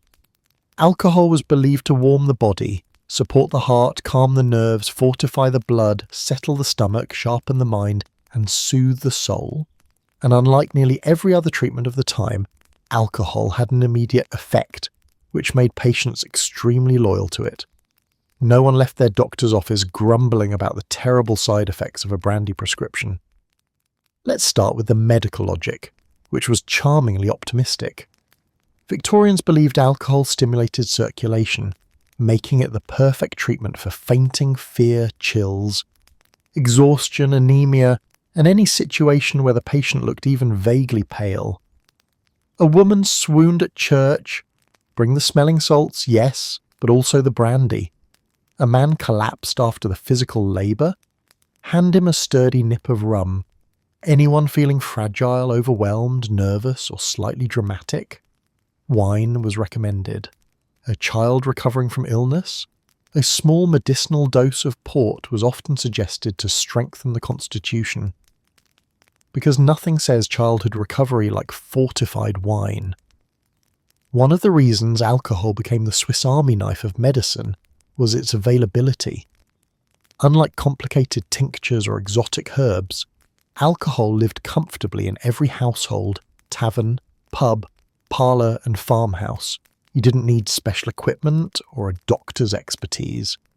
If someone felt faint or anxious, a bottle was rarely more than 2 steps away. In that sense, alcohol was the original over-the-counter remedy, long before pharmacies existed in every neighbourhood. Doctors used it liberally. Fevers, a bit of brandy to encourage perspiration. Insomnia, a warm glass of wine to soothe the nerves. Melancholy, gin with the cheerful advice to lift the spirits. Digestive troubles, whiskey preferably undiluted. Childbirth, brandy for the mother, and occasionally, if the midwife felt it appropriate, a dab for the newborn to stimulate vitality. Yes, newborns received brandy in some communities. If a modern doctor suggested that, they would lose their license before finishing the sentence. Even hospitals stocked alcohol for daily use, not just behind the scenes as part of the official treatment plans. Many hospitals assigned spirits based on ration charts. Nurses dispensed wine the way modern nurses dispense pills. Doctors wrote prescriptions like whiskey ounces twice daily, as casually as someone recommending herbal tea. In some wards, alcohol was considered so essential that running out of brandy was recorded with the same seriousness as running out of blankets. Then there was the grand tradition of alcohol for surgery. Before anaesthesia became reliable, patients preparing for operations were often given large quantities of liquor to dull the senses, or at the very least to distract them momentarily from the horror of what was about to happen. A patient might be handed a cup of whiskey, told to drink until courage arrives, and then held down while the procedure began.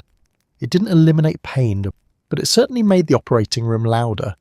Alcohol also played a huge role in treating nervous disorders, a category broad enough to include anxiety, grief, shyness, heartbreak, headaches, pre-meeting jitters, post-meeting jitters, or simply having too many feelings at once. Doctors believed alcohol strengthened weak nerves, especially in women who suffered from the ever-popular Victorian diagnosis of nervous exhaustion. Many women genuinely became dependent on medicinal wine tonics, the most famous being formulas that contain not only alcohol but other energizing agents the doctors didn't understand but definitely shouldn't have mixed with liquor. Men, meanwhile, were encouraged to drink for bravery. Brandy was the cure for cowardice under strain. Whiskey was recommended for shyness before public speech. Gin was prescribed to steady the mind. If you showed any hesitation before a difficult task, the standard remedy was to drink until the hesitation mysteriously vanished. Whether the bravery lasted longer than the hangover was not the doctor's concern. Of course, all this cheerful prescribing came with consequences. Communities slowly accumulated generations of people who were unknowingly dealing with alcohol dependency born from medical treatment. Some patients couldn't function without their nerve tonics. Others believed they were naturally sickly, not realizing their so-called weakness was being fueled by daily doses of strong spirits. Victorian diaries are full of entries like, "Still feeling tired, doctor has recommended more port," which reads far differently with hindsight. Still, it must be said that alcohol, for all its misuse, wasn't completely ineffective. It did dull pain, it did reduce anxiety, it did encourage sleep, it did warm cold bodies.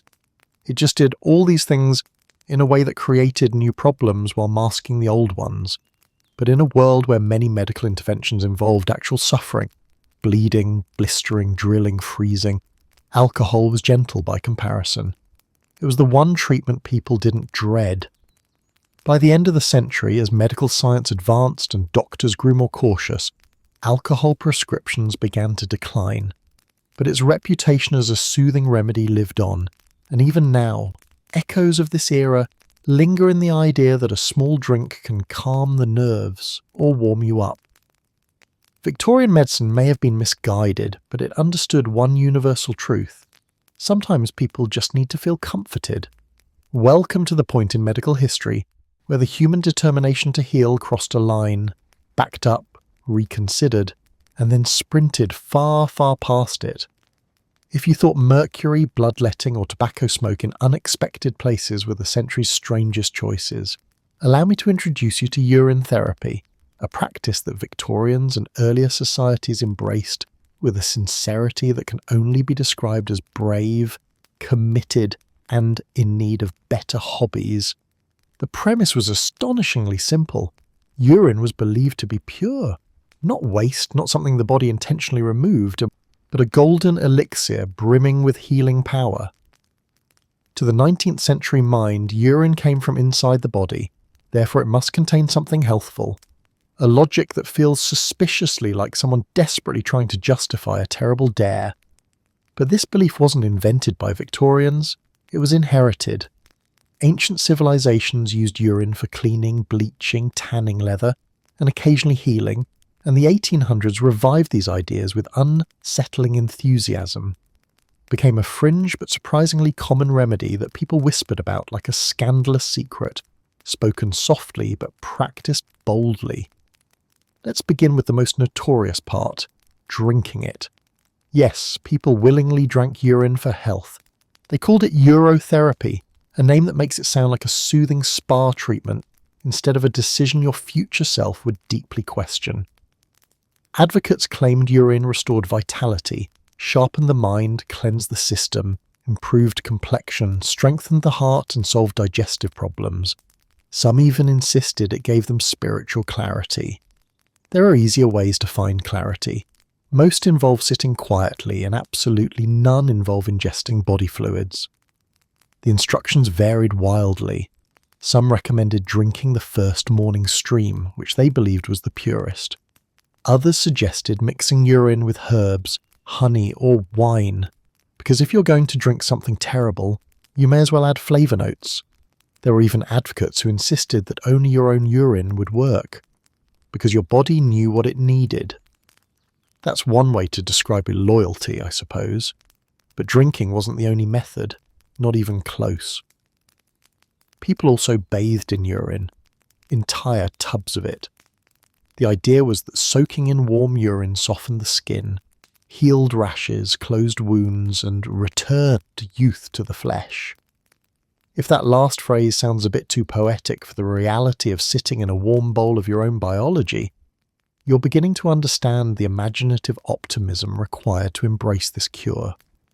The experience was rarely described honestly in polite company. Diaries mentioned the regimen or the yellow bath, phrases which are both vague and ominous. The smell, of course, was not vague, nor was the lingering aroma afterward, which made practitioners easy to identify in a crowded room. Urine also made its way into topical applications.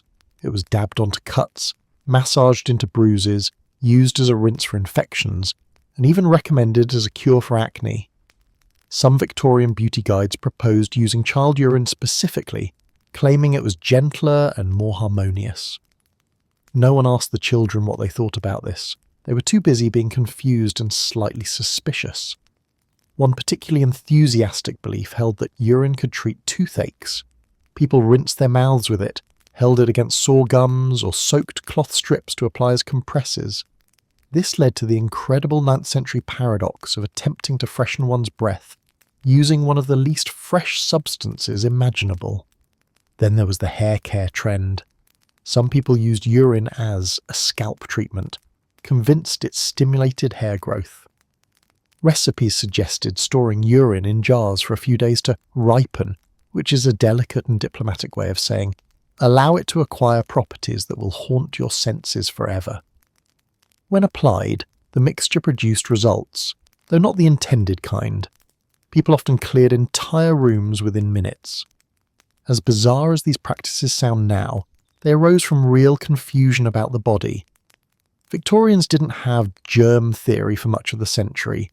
They didn't fully understand waste or toxins. They believed natural substances held power, and anything the body produced might contain clues about health. Urine was easy to obtain, cost nothing, and seemed natural. And in an era of expensive doctors, dangerous surgeries, and frightening treatments, urine felt safe, familiar, and, if you ignored the flavour, manageable. And here's the strangest twist of all. Sometimes urine helped. Not because of magic, but because it contained ammonia and rhea, compounds with mild antiseptic properties. This tiny grain of truth bloomed into a mountain of imaginative conclusions. People saw minor improvements and credited urine with cosmic healing abilities. The placebo effect pitched in too, because nothing inspires determination quite like insisting the thing you drank voluntarily must be working. As modern science emerged, urine therapy gradually slipped into quieter corners of society. Doctors discouraged it. Hospitals banned it. Families stopped passing down recipes. And the idea of drinking or bathing in urine slowly transformed from medical advice into historical trivia guaranteed to ruin dinner conversations. Yet its existence reveals something important about humanity. When knowledge is limited and suffering is real, people will try anything to find relief. Even practices they will later pretend never happened. Welcome to the brightest, most luminous disaster in medical history. A moment when people saw something glowing and immediately thought, fantastic, let's swallow it. Long before anyone understood the dangers of radioactivity, the early 19th century flirted with the idea that glow-in-the-dark health tonics were not only safe, but invigorating.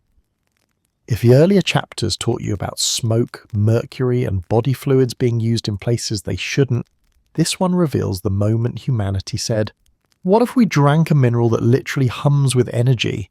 Spoiler, the answer was your bones will regret this.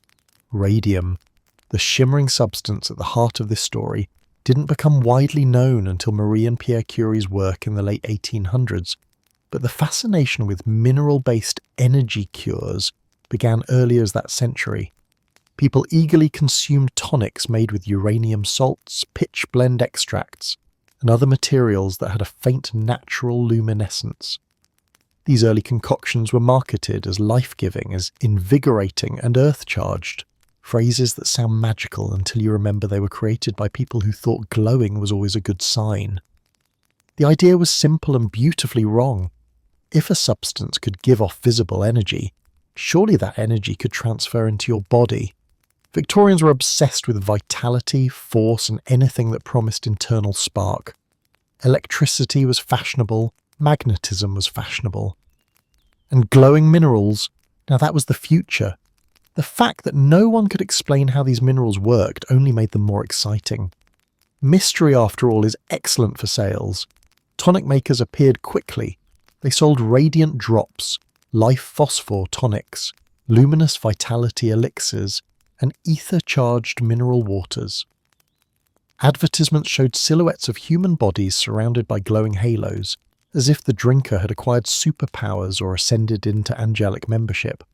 Some bottles glowed faintly in the dark because the ingredients were, quite literally, radioactive dust mixed with alcohol or water. Customers didn't question it. They proudly drank their glowing tonics while sitting in candlelit rooms, admiring the soft shimmer like they were sipping stardust. Early spa resorts embraced the craze too. Hot springs with naturally radioactive minerals became the ultimate refreshment.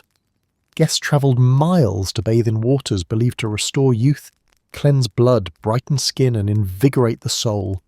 People sat for hours in steaming pools that quietly rearranged their cells, blissfully unaware that the pleasant tingling feeling was not, in fact, nature giving them a gentle blessing. Back in urban centres, glowing pills appeared.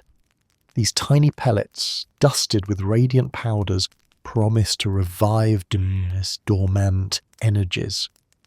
Some even claimed to improve eyesight, a tragic twist given what they eventually did to teeth and bones.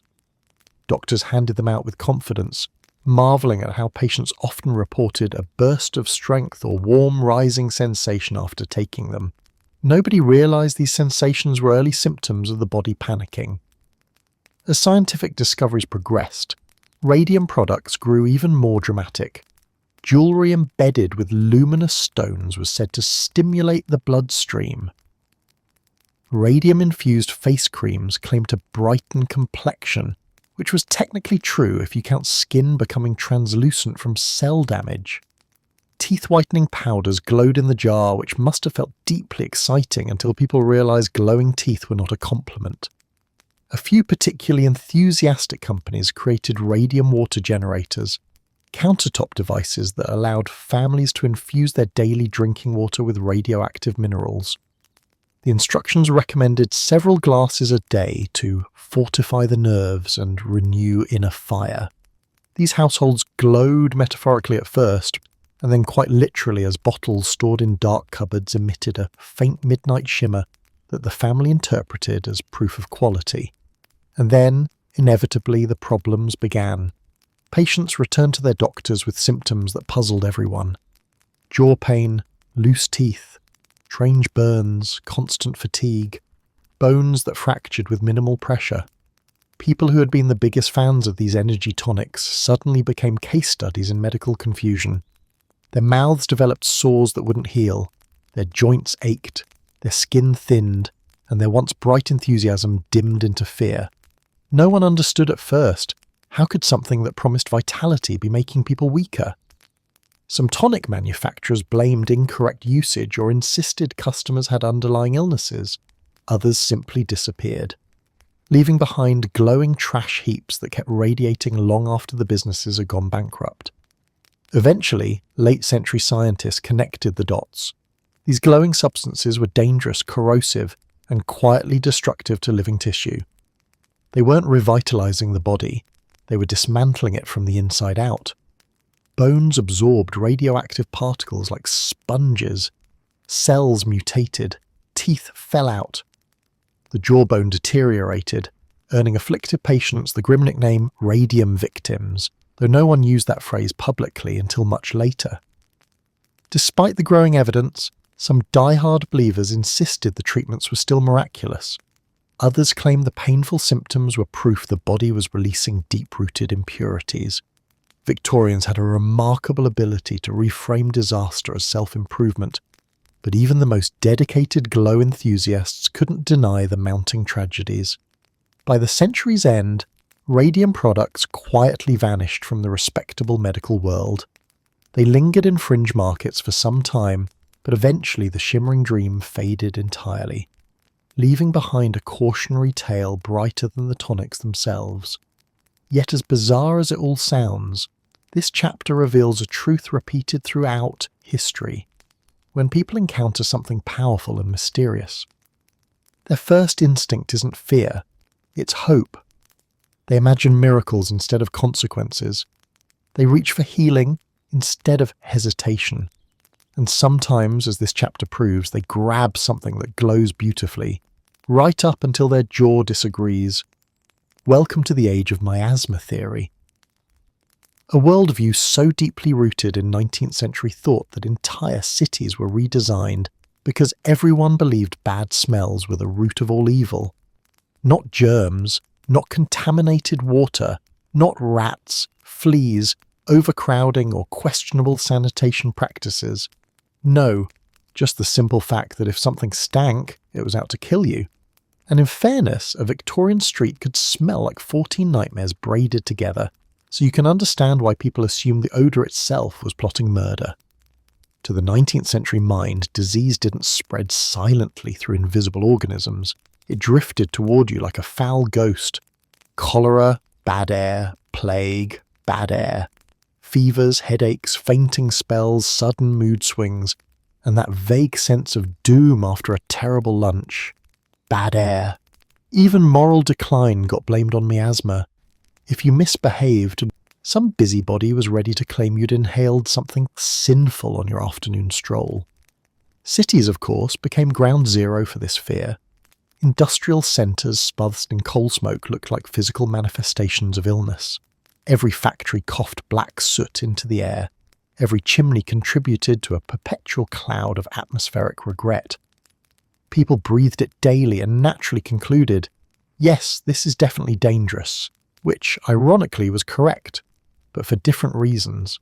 Still, Victorians insisted it wasn't the soot itself. It was the smell of it that could unhinge your health. Sewers were even worse.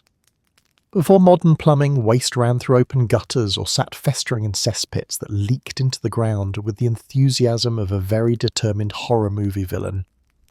Entire neighbourhoods were drenched in scents so powerful you could taste them from a respectable distance.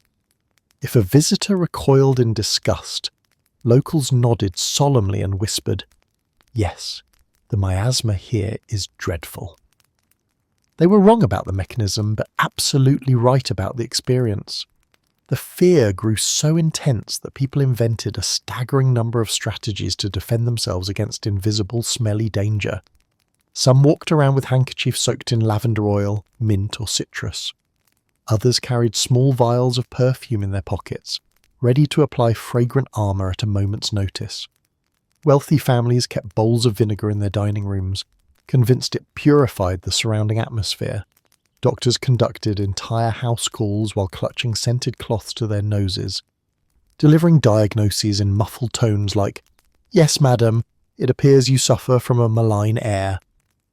Then came the world's worst air fresheners, which were rarely fresh and sometimes barely air. People burned herbs, spices, resins, and occasionally substances that probably should never have met an open flame.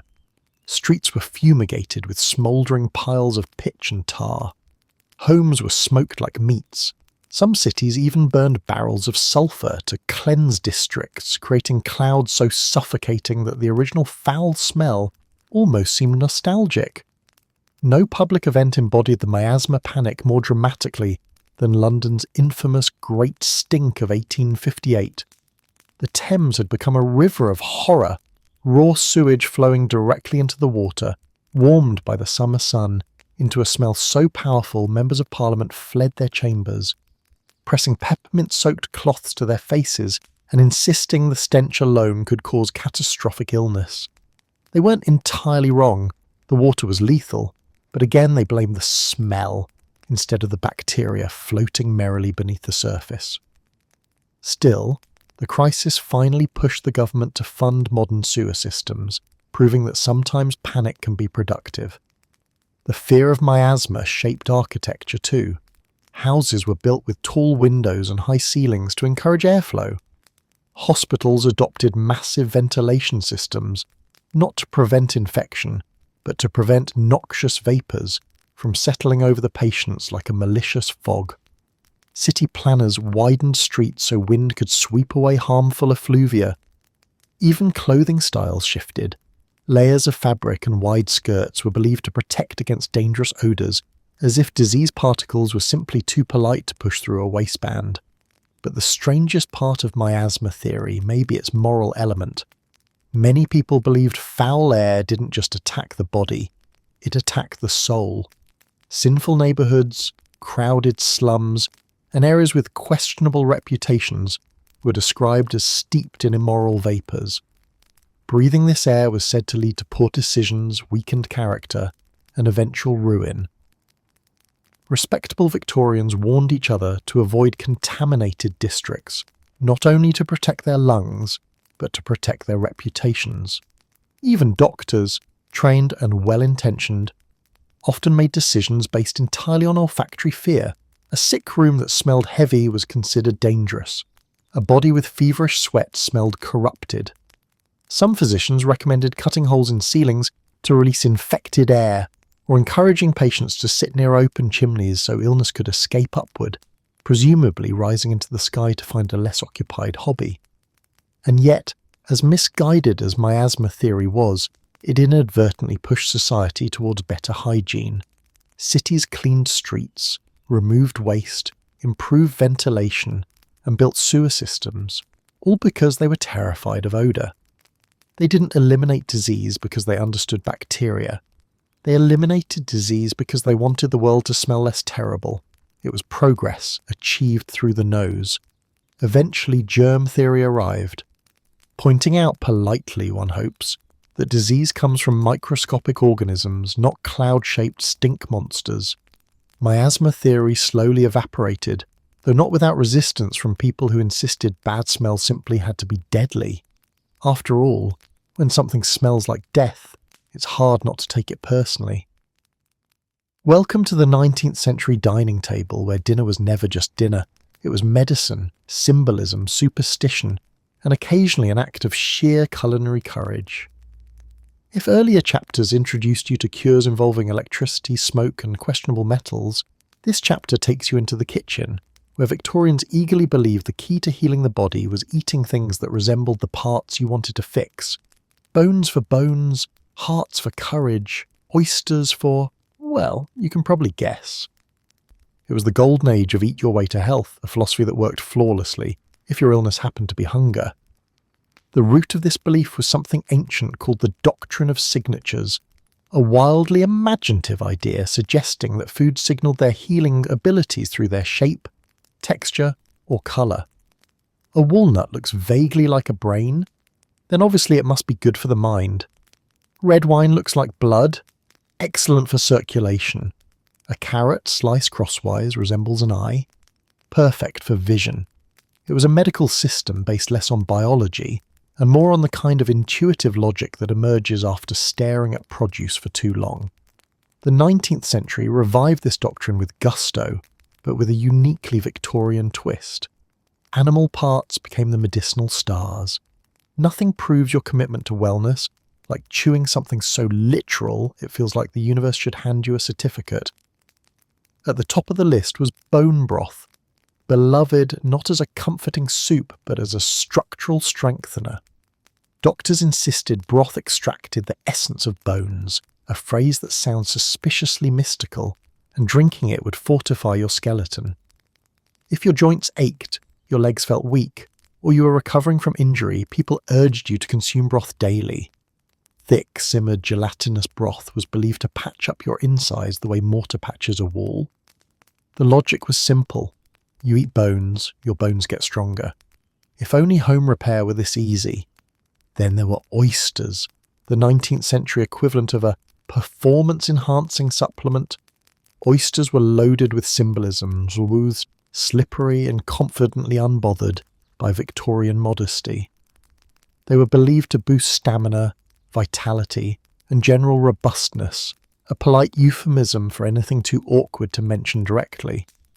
Men in particular were encouraged to eat oysters regularly, ideally by the dozen, to maintain energy, strength, and certain private qualities admired in polite society but never spoken aloud in polite society. For energy, nothing beat raw liver. People insisted that consuming liver, especially uncooked, transferred animal vitality straight into your bloodstream. Nothing brings joy to a dinner table like watching someone confidently swallow a piece of raw organ meat while praising its invigorating properties. Advocates claimed it cured exhaustion, pallor, weakness, and diminished drive. Even though no one could explain scientifically why chewing something that tasted like a metallic coin purse could fix fatigue, the cultural enthusiasm persisted. Some communities even fed raw liver to children for strength, which explains why so many children in the 1800s grew up with the trust issues. But animal organs weren't the only show in town. Victorians embraced an entire zoo of dietary cures. Trouble sleeping? Eat boiled cow's heart. Feeling moody? Try roasted pigeon, believed to balance emotional turbulence. Digestive problems? Calf's stomach boiled into a jelly-like substance was prescribed as the era's most questionable digestive aid. The belief was always the same. Consuming the animal part would transfer its essence to you, like downloading a personality trait from dinner. Then came the trend of gelatin foods, which occupied a strange place between dessert and physical therapy. Gelatin was thought to strengthen tissues, so people consumed enormous quantities of aspics, jellied meats, moulded fish, and fruit suspended in wobbling skyscrapers of translucent goo. Entire cookbooks were dedicated to recipes involving gelatin, most of which looked like culinary pranks. But Victorians believed in the strengthening power of firm, supportive foods, so dinner often resembled something halfway between a meal and a construction project. Another popular dietary cure involved consuming animal fats, especially suet, tallow, and marrow. People believed fat warmed the body, soothed nerves, and provided a kind of internal cushioning that protected the organs. If you were thin, nervous, prone to trembling, or simply cold all the time, which was almost everyone in the 1800s, doctors prescribed hearty doses of fat, sometimes eaten raw. Imagine biting into a lump of cold beef fat for your health. Some people did this daily and then wrote in their diaries that they felt uplifted, perhaps because the alternative was despair. Eggs, too, became medicinal superstars. Raw eggs were beaten into milk, wine, tea, and sometimes just swallowed whole, Rocky style, because Victorians believed the life force inside an egg could revive the spirit. Tuberculosis patients were told to consume several eggs a day. Recovering mothers were given egg drinks regularly. Some people even cracked raw eggs into warm beer, which is a sentence that makes taste buds everywhere silently scream. Perhaps the most imaginative version of dietary healing was the belief that eating animals known for their strength would make you strong. Farmers swore by bull meat for vigour. Hunters insisted venison improved agility. Sailors believed turtle soup cured melancholy. Shepherds recommended lamb kidneys for bravery. If you ever felt like your personality could use an upgrade, the Victorians believed you could simply eat an animal that already had the trait you wanted. And yet, for all the oddity, dietary cures had something no other 19th century treatment offered: comfort. Eating was pleasant. It was familiar. It didn't involve drills, smoke, freezing baths, or liquid metals. Even if the medical reasoning was spectacularly wrong, at least the treatment didn't scream in your face. And occasionally, just occasionally, nutrition played a role in real recovery, though not for any of the mystical reasons Victorians imagined. As science advanced, these beliefs slowly faded. People stopped eating animal organs for emotional insight and began focusing on actual nutrients. But the charm of the era's dietary imagination still lingers in the modern world. People still seek foods that promise vitality, glow, stamina, or strength, even if packaged today with better lighting and fewer raw kidneys.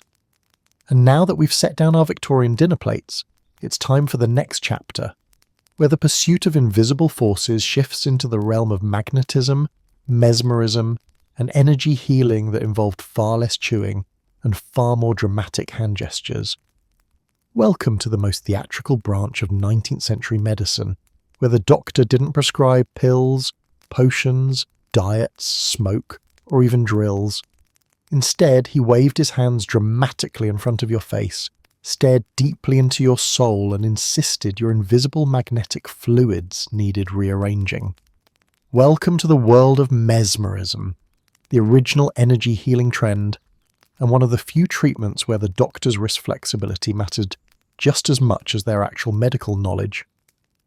Mesmerism began with one highly confident man, Franz Anton Mesmer, an 18th century Austrian physician with a flair for mystery, charisma, and well-timed pauses. Mesmer believed the human body was filled with a subtle, unseen force he called animal magnetism, a kind of internal tide of energy that governed health, emotion, vitality, and general well-being. If this internal energy became blocked or tangled, illness followed. The cure naturally involved a practitioner who could manipulate this magnetic flow through gestures, passes, eye contact, and occasionally dramatic props. By the 19th century, mesmerism evolved into a full-blown cultural fascination. People were intrigued by the idea that health didn't require swallowing bitter powders or being wrapped in cold sheets.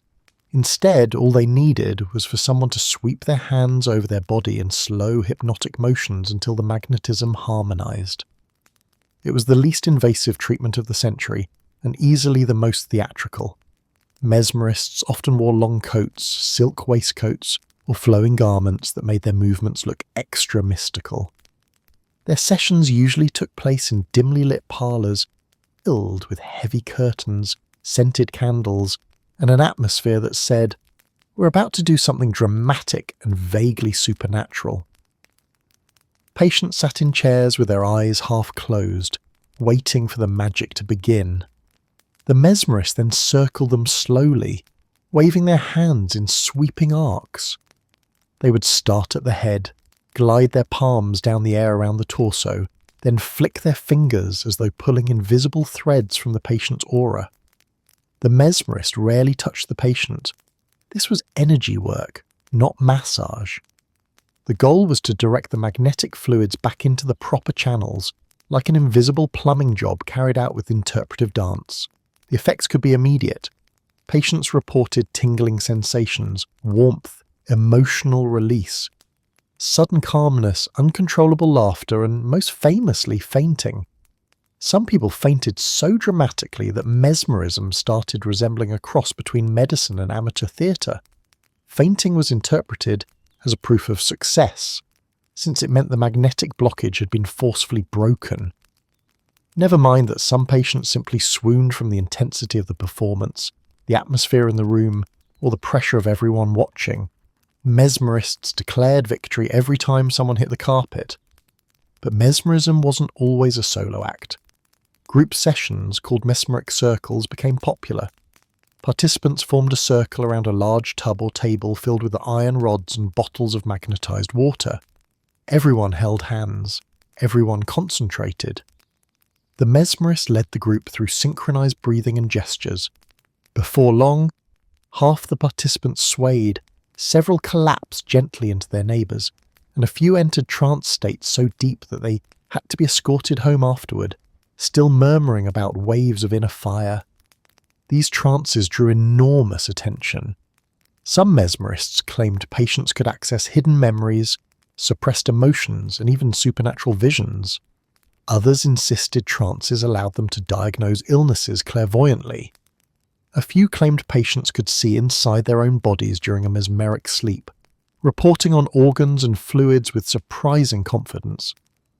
And while none of these abilities were real, the performances were captivating enough that crowds lined up for sessions like they were queuing for the latest dramatic opera. The stage quickly followed. Mesmerism became entertainment. Travelling mesmerists toured theatres and music halls, inviting volunteers onto the stage.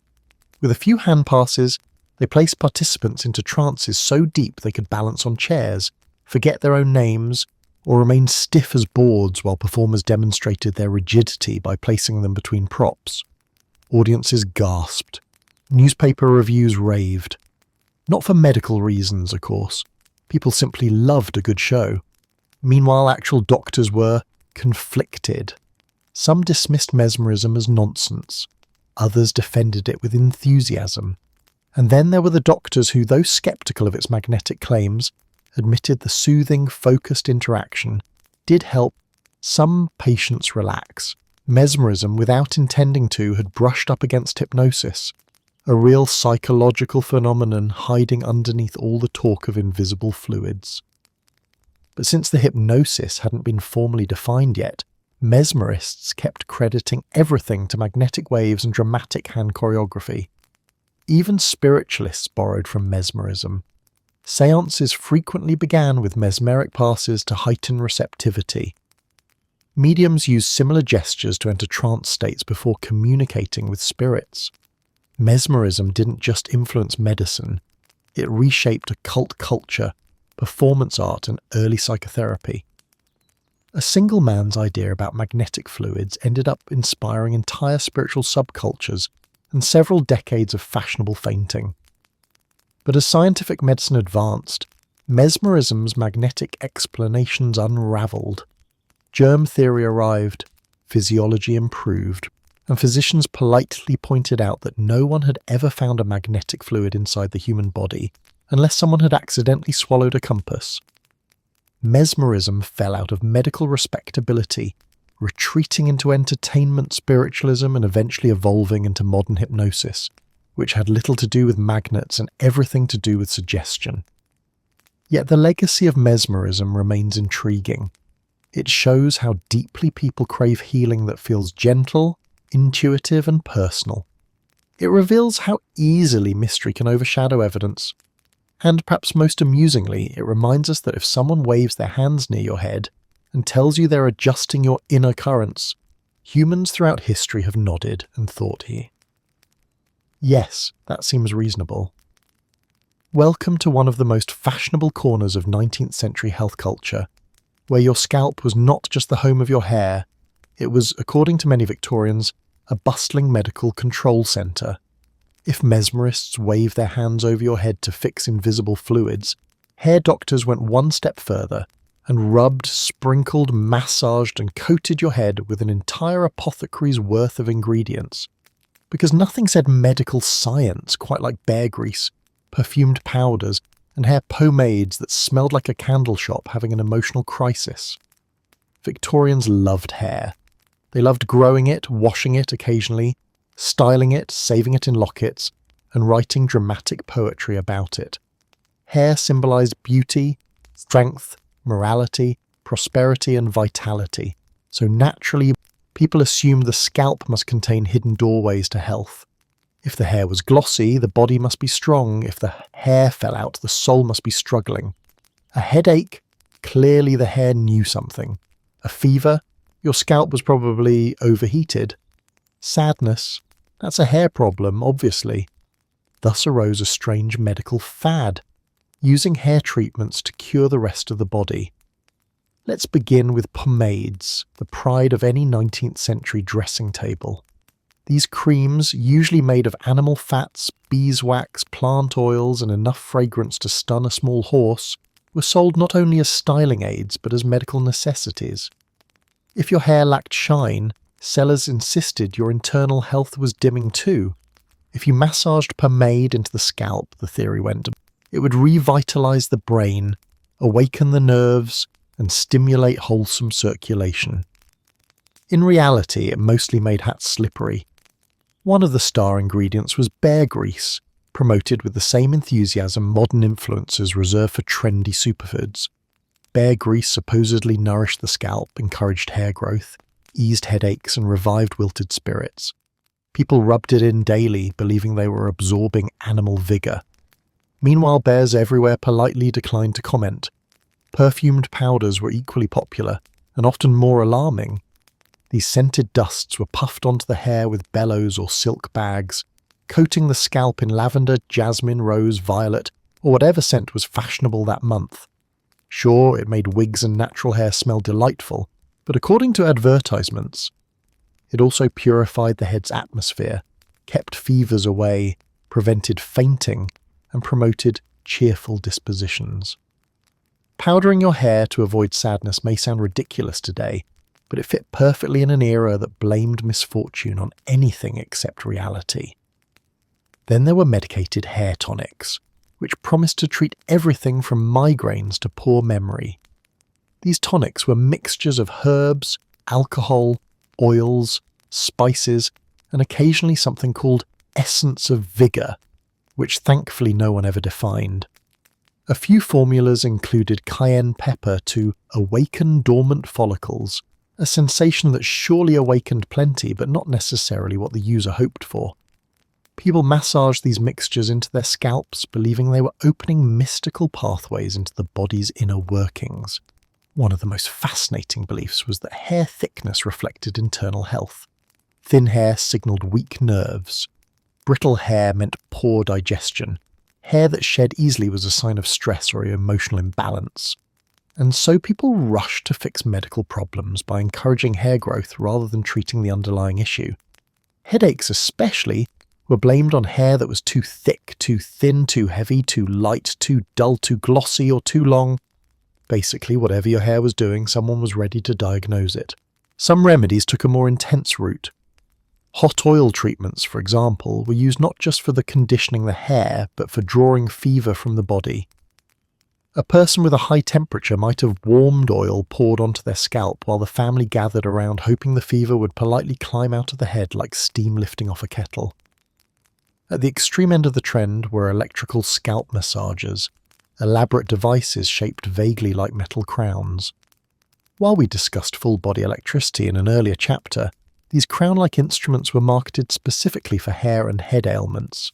They vibrated, buzzed, or gently zapped the scalp, supposedly stimulating hair follicles while simultaneously curing headaches, sadness, fatigue, and internal stagnation. If a device could make your hair stand on end literally, surely it could cure something metaphorically too. Hair health was also tied to emotional suffering. There were widespread claims that heartbreak caused the hair to weep and weaken. Some people believed grief made hair fall out in clumps. Thus, numerous potions promised to restore the broken heart through the scalp. A phrase so absurd it deserves its own museum exhibit. People genuinely believed massaging fragrant oils into their hair could ease sorrow. And honestly, in a century without therapy, scented pampering probably did help a little. Even barbers became unofficial therapists. Men visited regularly, not just for shaves but for scalp treatments meant to restore courage, confidence, and mental clarity. There were reports of men entering barbershops despondent and emerging later not only freshly groomed, but convinced their life force had realigned. In fairness, a clean haircut and 5 minutes without children yelling probably did feel like medical improvement. By the late 1800s, real dermatology and neurology began untangling these imaginative beliefs. Hair could reflect certain illnesses, yes, but rubbing goose fat on your scalp wouldn't heal your digestion. Still, the Victorian eagerness to see the scalp as a doorway to wellness reveals a common theme in history. People consistently look for simple solutions close at hand, or in this case on top of the head. Welcome to the 19th century's fashion-driven battlefield, where illness was something you could supposedly fight off not with medicine, not with rest, not with sensible choices, but with clothing. Yes, clothing, tight clothing, heavy clothing, clothing that hugged, squeezed, roasted, or immobilized you in the name of health. Because nothing says science-based protection like wearing a woolen stomach warmer under 3 layers of fabric while praying cholera can't get through buttons. Let's begin with the most iconic medical fashion statement of the Victorian era, the cholera belt. This was a long strip of wool or flannel wrapped snugly around the stomach, like a warm, itchy hug you never asked for. Doctors insisted that cholera, an illness actually spread by contaminated water, was caused by cold seeping into your abdomen. The cure? Prevent cold at all costs, keep that belly warm as if it were the crown jewels. and so men, women, soldiers, sailors, travellers, and even children were ordered to wear these belts constantly, even in summer, even in heat waves, even when the very thought of extra fabric felt like punishment. Cholera belts were so widespread that armies issued them as standard equipment. British soldiers stationed abroad received strict orders: never remove your belt. A soldier could forget his rifle cleaning kit, his rations, his dignity, but heaven help him if he forgot his stomach warmer. Officers believed the belt guarded a soldier's life better than any medical training, which tells you a great deal about 19th century medical training. The irony, of course, is spectacular. Cholera had nothing to do with cold stomachs. Meanwhile, the water the soldiers drank probably held enough bacteria to form its own battalion. But because people associated warmth with life and cold with death, the stomach became the battlefield on which this fantasy played out. The result? Thousands of Victorians walking around with woolen sashes under their clothing, sweating heroically, and accompanying absolutely nothing except generating a smell best described as fermented determination. Yet cholera belts were only one piece of the century's peculiar wardrobe. Enter corsets, garments designed to reshape the body while also, according to many fashion-forward physicians, providing medical benefits. Corsets were said to support the spine, ease digestion, improve posture, protect delicate internal organs, prevent fainting, and give women a healthy silhouette, which apparently meant lungs permanently surprised. These medical corsets came in intimidating varieties. Some promised to strengthen abdominal muscles by squeezing them. Others insisted they prevented chest disorders by forcing the body upright. A few even claimed to help with uterine misbehaviour, a phrase physicians invented when they didn't know what else to blame. Women wore these garments tightly laced for hours, sometimes to the point of bruising or restricting airflow. The fact that fainting in corsets was common didn't discourage anyone. It simply proved how sensitive and refined the female constitution was. Or perhaps it proved that wearing a whalebone hug all day wasn't ideal. But Victorians rarely let practicality ruin a trend. Men too joined the fun. Some wore male corsets to achieve a slimmer waistline or more dignified posture. Advertisements assured buyers these garments were medically approved for weak backs, nervous strain, and the vague diagnosis of slouching, which Victorians treated like a moral crime. A gentleman wearing a corset could stand straighter, breathe shallower, and look momentarily like he understood discipline. The next fashion trend in disease prevention was a category I like to call protective wraps. Textiles strategically applied to ward off illness. Woolen chest binders guarded against pneumonia. Silk throat wraps prevented colds. Flannel underwear protected kidneys from the evils of sudden drafts. Some people wore flannel year-round, convinced that a cool breeze sneaking under their shirt could lead to influenza, heartbreak, or worse, social embarrassment. Then there were heated garments, early attempts at wearable warming devices before electricity made such things convenient. People filled pockets sewn into vests with hot bricks, heated stones, or little metal containers holding smouldering coals. The idea was that keeping certain parts of the body warm would prevent disease by supporting natural heat. In reality, these contraptions made people walk around like mobile ovens, hoping not to ignite their own clothes. Travellers especially embraced heated belts and wraps. Long train rides, carriage journeys, or sea voyages were considered medically dangerous because they exposed passengers to cold air, damp air, or, heaven forbid, air that felt slightly different from what they were used to. Travellers layered up like Arctic explorers even on moderate days, bundled in cloaks, scarves, foot warmers, and lap robes thick enough to smother a small bear. And if that wasn't enough, some carried small portable ovens meant to radiate heat during the ride.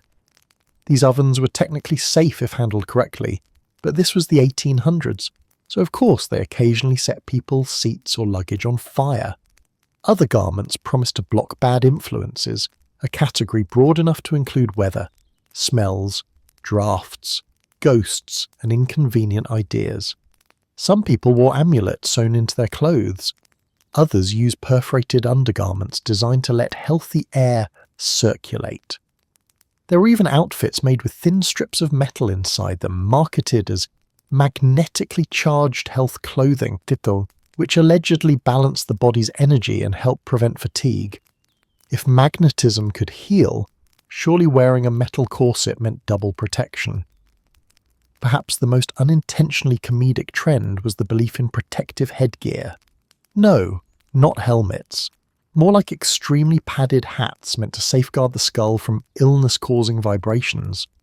People wore thick caps indoors and out, convinced that cold air entering the ears or scalp was enough to trigger weeks of misery. Some of these hats were so heavy that they required chin straps, which gave wearers the appearance of toddlers dressed for their first winter.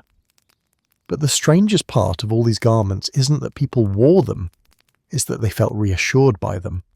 In a world filled with real dangers, polluted water, poor sanitation, crowded cities, Victorians clung to the comfort of fabric. Clothing felt controllable. It was familiar. It offered the illusion of protection, even when the true threats were microscopic and entirely indifferent to wool. By the late century, scientific advances chipped away at the idea that warm stomachs prevented cholera and that tight lacing cured nerves. But the cultural memory of these garments endured, shaping everything from thermal underwear to travel scarves. And the belief that clothing can protect us from illness still survives today, though thankfully without the scorching pocket ovens. Welcome to the steamy, sulphur-scented oasis of 19th century wellness, where people sincerely believed that the best way to cure everything wrong with them, physically, emotionally, spiritually, and occasionally financially, was to sit in a hot pool that smelled like decomposing eggs. Mineral spas and hot springs became the era's favourite escape, drawing crowds who were convinced that if the water bubbled, steamed, hissed, or made your eyes water, it absolutely had to be good for you. To understand the appeal, picture Victorian life: coal smoke everywhere, crowded cities, poor sanitation, constant stress, questionable medical advice, and the lingering fear that simply breathing in the wrong direction could ruin your health. So when someone said, "There's a magical spring over the hill that smells like a dragon with dietary issues, but it will fix your joints," people packed their bags immediately. Mineral spas weren't new. Ancient civilizations had praised them for centuries. But the 1800s turned them into full-blown destinations. Mountainside towns transformed into bustling wellness retreats. Remote valleys built glamorous bathhouses. Wealthy families planned entire holidays around soaking. Even governments promoted spa travel as national health investments. It was the 19th century version of wellness tourism, but with more mud and fewer Instagram filters. Visitors believed each spa had its own personality, its own water temperament. Some springs were rich in sulphur, giving off a smell so intense that newcomers often spent the first hour wondering whether something had died. Local guides reassured them that scent means healing. In fact, spa pamphlets bragged about it. The stronger the smell, the stronger the cure. If the spring made you gag, congratulations, you picked the good one. Other springs contained iron, giving the water a metallic tang that left your tongue feeling like it had licked a rusty gate. People loved it.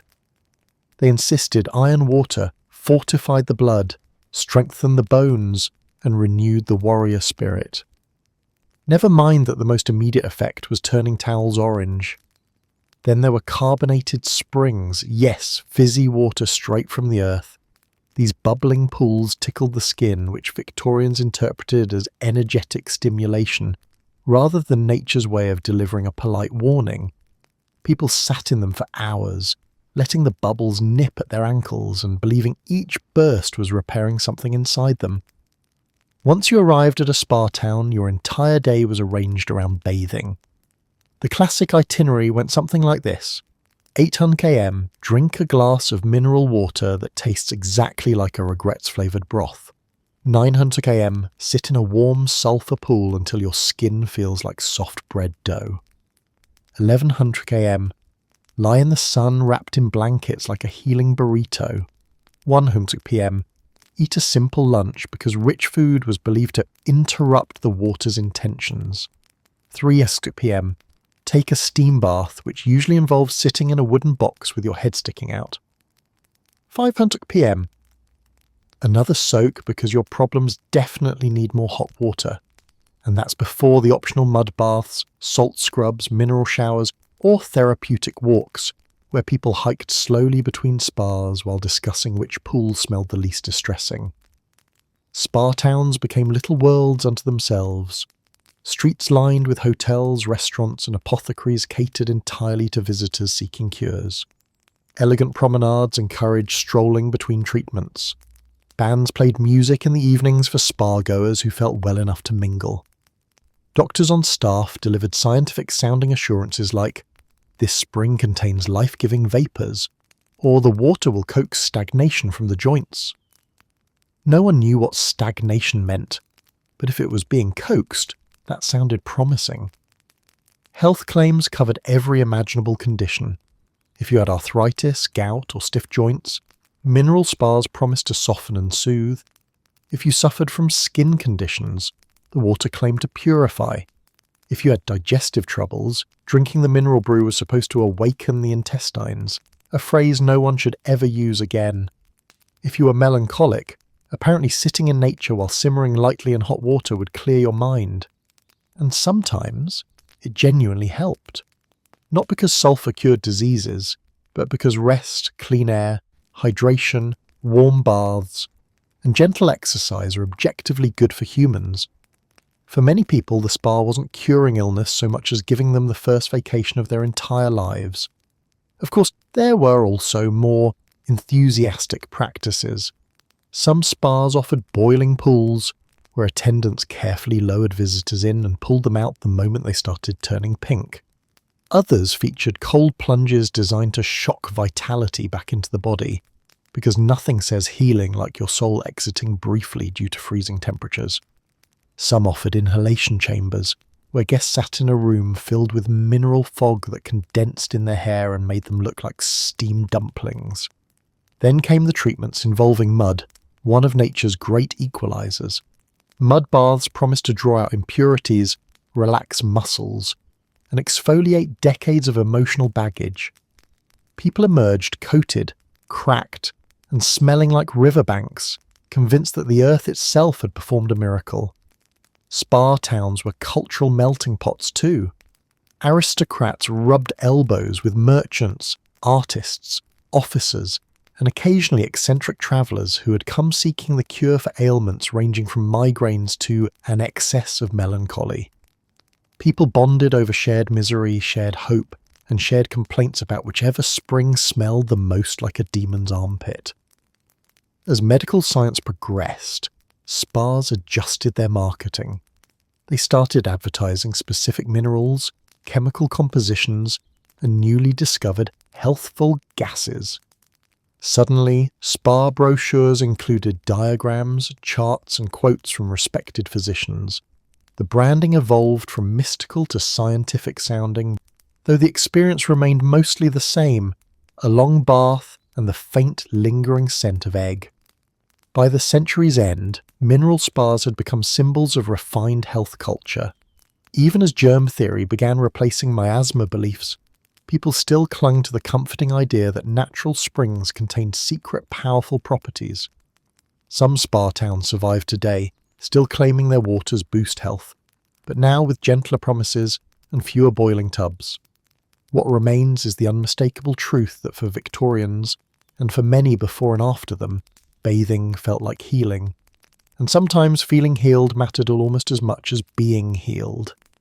Welcome to the gentlest, most mathematically ambitious corner of 19th century medical culture, homeopathy, a system based on the bold belief that the weaker a substance becomes, the stronger its healing power mysteriously grows. If previous chapters introduced you to toxic tonics, boiling mud, and belts that squeezed your organs into polite obedience, this chapter delivers a cure so delicate, so refined, so spiritually featherlight that many remedies ended up containing absolutely nothing at all. And yet, millions swore they worked. Homeopathy began with the German physician Samuel Hahnemann, a man frustrated by the brutal medical treatments of his era: bloodletting, blistering, purging, poisoning, drilling, smoking, shocking, boiling, and all the other Victorian hobbies we've bravely survived across these chapters. Hahnemann believed medicine needed to be gentler, softer, a whisper instead of a punch. So he created a system that was all whisper, no punch, and occasionally no actual substance. His theory rested on two pillars. 1. Like cures like. 2. The more you dilute a substance, the more powerful it becomes. The first idea, like cures like, suggested that if something causes symptoms in a healthy person, then giving a diluted version of that same substance could cure those symptoms in a sick person. For example, a plant that induces vomiting in large doses might cure nausea in microscopic doses. A substance that causes a rash might heal rashes if gently sprinkled into the universe. And something that causes insomnia might cure sleeplessness once you've diluted it, until even the memory of the original ingredient becomes faint. Then came the second idea: dilution, endless dilution. Dilution so intense that chemists cried softly into their textbooks. Homeopathic remedies were created using a process called succussion, which involved diluting an ingredient in water or alcohol, then shaking it vigorously to activate its energy. The original substance, maybe a plant, a mineral, a toxin, or something only found in the deepest, least encouraging corners of nature, was mixed with water in ratios like 1:10, 1:100, or even 1:1,000,000. Some remedies were diluted so many times that the resulting liquid contained not a single molecule of the starting material. It was medicinal minimalism taken to Olympic levels. But proponents insisted this was the point. According to them, water retained a kind of memory of the original substance, an energetic echo that grew stronger with each dilution. Essentially, the remedy was believed to work because the water remembered something it used to know, which is adorable from an emotional standpoint but somewhat challenging scientifically. To a homeopath, the most potent medicine was the one that contained nothing but water, optimism, and gentle shaking. It was the medical equivalent of saying, "I removed all the ingredients from this soup, which means the flavour is now incredibly powerful." Homeopathic pharmacies flourished across Europe and America. Elegant glass bottles lined shelves like tiny pieces of alchemical art. Remedies were labelled with cryptic codes: 6C, 30C, 200C, representing dilution levels so extreme they bordered on numerology. Customers purchased vials filled with sugar pellets infused with homeopathic solutions, believing these microscopic doses carried miraculous healing forces. And to many Victorians, they genuinely did. People reported relief from headaches, insomnia, nerves, digestive discomfort, grief, fatigue, and the 1,000 vague ailments that polite society labelled delicacies of the Constitution. The undeniable truth is this: homeopathy felt safe.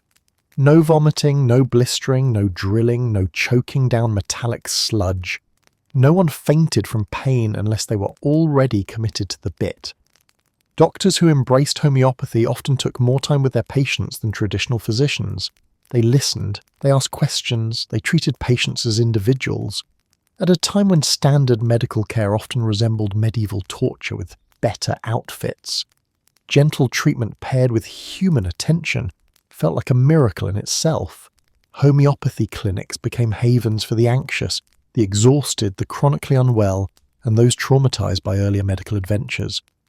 Remedies were recommended for nearly everything: migraines, melancholia, indigestion, fear, fainting, fevers, childhood ailments, heartbreak. Entire families lined up for pearl-sized sugar pills infused with the energy imprint of chamomile, lavender, belladonna, or arsenic. Yes, even poisonous substances were used, deeply diluted into harmlessness and marketed as nerve stabilizers. Critics, of course, were furious. Chemists argued that a remedy containing no molecules was indistinguishable from pure water. physicians complained that homeopathy mocked the profession. Newspapers alternated between mocking it and marvelling at its popularity. Yet homeopathy continued to thrive because people craved healing that didn't involve agony, and homeopathy, if nothing else, offered healing that never made a patient scream. Even some skeptics admitted one undeniable fact: people felt better. Maybe it was the placebo effect, maybe it was the extra attention, maybe it was relief at avoiding the horrors of conventional medicine, or maybe people simply wanted to believe. Whatever the reason, patients often left homeopathic clinics looking brighter and more hopeful, which is an outcome many Victorian treatments failed spectacularly to achieve. By the end of the century, homeopathy had become a global phenomenon. Homeopathic schools opened, hospitals adopted homeopathic departments. Remedies spread everywhere from London to New York to rural villages, where energetically potent water seemed infinitely preferable to leech therapy. Modern science eventually revealed the truth. Homeopathic dilutions are chemically indistinguishable from water. But the Victorian devotion to homeopathy remains an incredible example of how powerful belief and the desire for gentle care can be. Welcome to the shadowy, flickering, incense-scented corner of 19th century medicine, where your doctor might have been a medium, your prescription might have been a séance, and your second opinion might have come from someone who had been dead for 40 years. If the physical world failed you, and it often did, Victorians believed the spiritual world might fill in the gaps. After all, if mercury, radium, and tobacco smoke in wildly inappropriate places couldn't fix you, perhaps your grandmother's ghost could. The 1800s were a century obsessed with the supernatural. Industrialization was transforming cities at breakneck speed. Old traditions were collapsing, new sciences were emerging, and people found themselves stuck between the comforting past and an uncertain future. This made spiritualism intoxicating. It offered meaning, it offered reassurance, and, most relevant to this chapter, it offered cures. Spiritual healing took many shapes, beginning with the rise of mediums, individuals who claimed to communicate with spirits and channel their wisdom. For some mediums, séances weren't just for dramatic table knocking or faintly glowing handprints. They were medical consultations. Patients gathered in darkened parlours, sat around polished mahogany tables, and waited as the medium slipped into a trance, speaking in voices that supposedly belonged to deceased doctors, ancestors, or benevolent spirits with names like Dr. Harmonious or Lady Astra of the Healing Veil. These spirits offered diagnoses such as blocked ethereal pathways, soul exhaustion, or lingering sorrow shadows, phrases that sounded compelling, poetic, and conveniently impossible to disprove. During these sessions, patients might receive spiritual prescriptions, burning herbs at midnight, sleeping with certain stones under their pillows, wearing a blue ribbon near the heart, or taking daily walks near water to dissolve spiritual congestion. Some were asked to avoid certain people whose auras drag your vitality downward. Others were told to rearrange furniture to correct energy flow.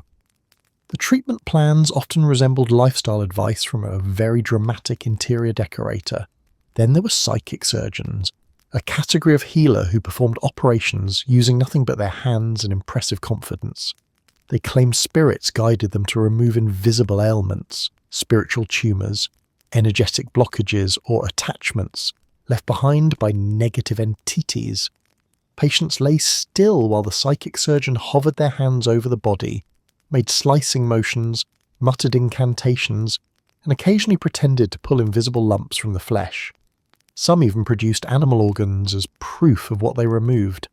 A revelation that should have raised questions like, why does my spiritual blockage look suspiciously like a chicken heart? But people were often too relieved or terrified to ask. Spiritual healers were also deeply interested in dreams, which they believed could reveal medical insights. People kept dream diaries, noting images, symbols, or encounters with deceased relatives. If you dreamed of water, it meant emotional healing. If you dreamed of a burning house, your internal fire was overactive. If a ghostly grandmother visited in a dream and urged you to stop eating pastry, Some Victorians considered that stronger medical advice than anything their doctor could provide. Dream-based diagnosis was especially common in communities where literacy was limited or doctors were scarce. Dreams were accessible, personal, and required no equipment except patience and a willingness to interpret a talking goat as a warning about digestive problems. Prophetic visions weren't limited to sleep either. Some healers claimed to receive clairvoyant flashes. In the middle of a conversation, a healer might suddenly stiffen, stare into the distance, and announce, "You have a shadow lingering near the liver." The patient, upon hearing this, would nod gravely even if they had no idea what a shadow meant or why it was loitering around their organs. Another major aspect of supernatural healing was the use of magical amulets, charms designed to protect against illness, misfortune, and bad spirits. These tokens ranged from religious medals to crystals, knotted threads, pressed flowers, etched metal plates, braided hair, and tiny pouches filled with salt, herbs, or, on more whimsical occasions, dirt from a graveyard. People wore these amulets around their necks, pinned them to undergarments, or kept them under pillows. Some families passed them down through generations. People believed the amulets created protective fields around the body, blocking malevolent forces and strengthening invisible defences. Herbal talismans were especially popular. A sprig of rosemary for memory, lavender for calmness, sage for cleansing, and rowan berries for protection against spiritual poisons. Even septics sometimes wore them because the stakes felt low. If a necklace made of berries could stop the flu, that sounded easier than drinking more mercury. Then came faith healing, where religious leaders, revivalists or charismatic preachers prayed sickness away. Healing ceremonies could draw hundreds, sometimes thousands, who believed divine power flowed through touch, voice, or collective prayer. People fainted, trembled, cried, or reported bursts of warmth flowing through their bodies. Some left feeling transformed. Others left with a lingering sense of having participated in something dramatic, even if their symptoms eventually returned. Interestingly, spiritual healing often offered something that traditional medicine lacked: emotional safety. Many patients found comfort in the idea that invisible protectors cared for them.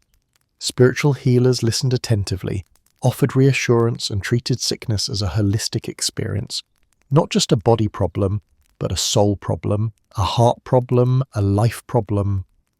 In a century filled with terrifying diseases, crushing social pressure, and medical treatments that bordered on medieval torture, it's no wonder people turned to gentler, more compassionate methods. Of course, not all supernatural cures were benign. Fraudsters preyed on the desperate. Some mediums demanded money for repeated seances. Some spirit doctors sold potions as mystical remedies when they were nothing more than alcohol or scented water. Newspapers published exposés of psychic healers caught faking trances or rigging seance equipment. But despite this, spiritual healing remained popular, because for many Victorians, hope was part of the cure. By the end of the 19th century, science began to overshadow supernatural healing, but it never truly vanished. Modern versions, crystal healing, energy work, dream interpretation, owe much to these Victorian roots. People still crave comfort from forces they can't see. They still want reassurance that the universe is paying attention. Welcome to the grand finale, the moment when humanity finally looked back at centuries of medical improvisation, deep breathing exercises, glowing potions, warm belts, cold baths, mysterious magnets, diluted nothingness, and vigorous hand-waving, and collectively said, maybe, just maybe, we should try science. The good news, science won. The bad news, we had to survive the 1800s first. The 19th century was an extraordinary turning point. People were desperate for cures, eager for relief, and extremely creative, sometimes brilliantly so, sometimes disastrously so. But underneath the chaos, something revolutionary was happening. Medicine was standing on the edge of a transformation.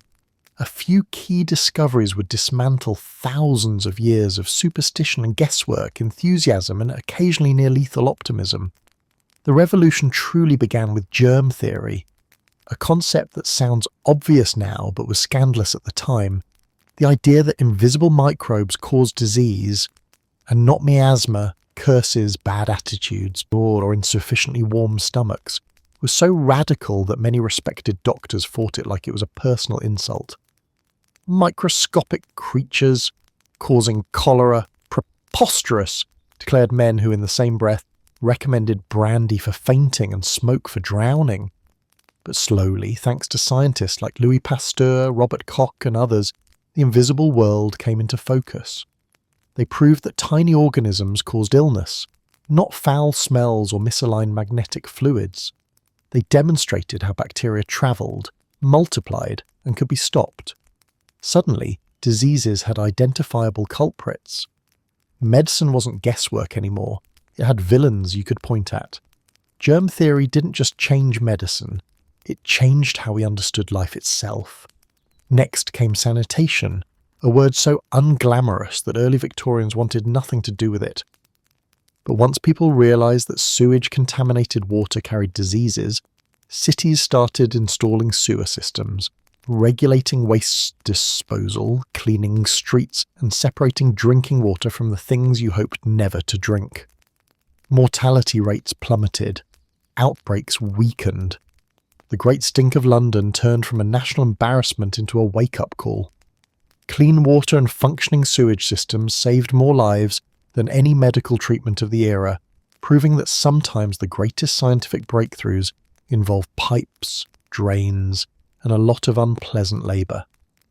Then came anaesthesia, which might as well have been a magic trick when it first appeared. Before its invention, surgery involved biting leather straps, drinking alcohol until unconsciousness, or simply screaming through the entire procedure. Surgeons worked with terrifying speed, not precision, but with the discovery of ether, chloroform, and eventually safer anaesthetics, the entire world changed overnight. Suddenly, operations could be calm, precise, humane. Surgeons could take their time. Patients didn't have to faint, pray, or be physically restrained. It was the difference between amputation as a nightmare and amputation as a survivable medical procedure. But pain wasn't the only enemy. Infection haunted every incision. Even after anaesthesia made surgery bearable, many patients died afterward from sepsis. Enter Joseph Lister, who embraced Pasteur's work and introduced antiseptics, sterile instruments, and hand-washing to operating rooms. Many doctors initially mocked him. Why wash your hands if you wore gloves 6 months ago? But the results were undeniable. Survival rates skyrocketed. Amputations no longer carried a near certain risk of infection. Surgery evolved from desperate last resort to reliable medical tool. Meanwhile, real pharmacology emerged. Instead of swallowing mercury, arsenic, or wishful thinking, patients received medicines developed through chemical understanding. Quinine treated malaria. Morphine was isolated for pain control. Aspirin appeared. Vaccines emerged, giving humanity its first true defense against infectious diseases. Treatments were no longer based on shape-matching foods, invisible energies, or the enthusiasm of a man with a feathered hat. Medicine was becoming evidence-based, slowly, sometimes grudgingly, but undeniably. Hospitals transformed too. Once places you went to die, they became institutions built on hygiene, training, and professional standards. Nurses trained formally thanks to pioneers like Florence Nightingale, who brought military-level efficiency and strict sanitation protocols to patient care. Clean bedding, proper ventilation, and organised wards turned hospitals into places of healing, rather than airborne obstacle courses of disease. Scientific societies, journals, and medical schools began standardising education. Instead of learning medicine from wandering showmen or eccentric uncles with a fondness for leeches, students studied anatomy, chemistry, physiology, and pathology. They performed dissections. They conducted experiments. They no longer relied on intuition or the persuasive power of a confidently delivered nonsense lecture. By the end of the century, the bizarre cures of earlier decades looked increasingly outdated. Doctors traded cholera belts for microscopes. Mesmerists lost patients to neurologists. Perfumed powders gave way to antiseptics, and homeopathic water found itself in direct competition with actual pharmaceuticals, competition it could never win outside of the placebo arena. But here's the twist. The 1800s weren't a failure. They were a bridge. A century of messy, chaotic, often laughable attempts at healing still paved the way for modern medicine. For every ridiculous cure, there was an insight hiding behind it. People feared bad air because they knew something airborne was killing them. It just wasn't the smell. Hydropathy emphasized rest and fresh air at a time people desperately needed both. Dietary cures acknowledged nutrition long before vitamins were discovered. Spiritual healing highlighted the psychological side of illness when no one else cared to. Even homeopathy, with all its mathematical optimism, taught doctors to treat patients gently and individually. And so, as science marched forward, it didn't erase the past so much as refine it. The compassion behind spiritual healing inspired patient-centered care. The failures of bloodletting encouraged better diagnostic reasoning. The collapse of miasma theory led to sanitation systems that saved millions. Progress was not tidy. It was a collage of mistakes, hopes, experiments, disasters, breakthroughs, and sometimes comedic misjudgments. In the end, the story of 19th century medicine isn't a tragedy or a farce. It's a testament to human resilience and curiosity. People tried everything because they wanted to live, and through centuries of trial and error, they eventually found methods that worked. The good news, science won. The bad news, we had to survive the 1800s first.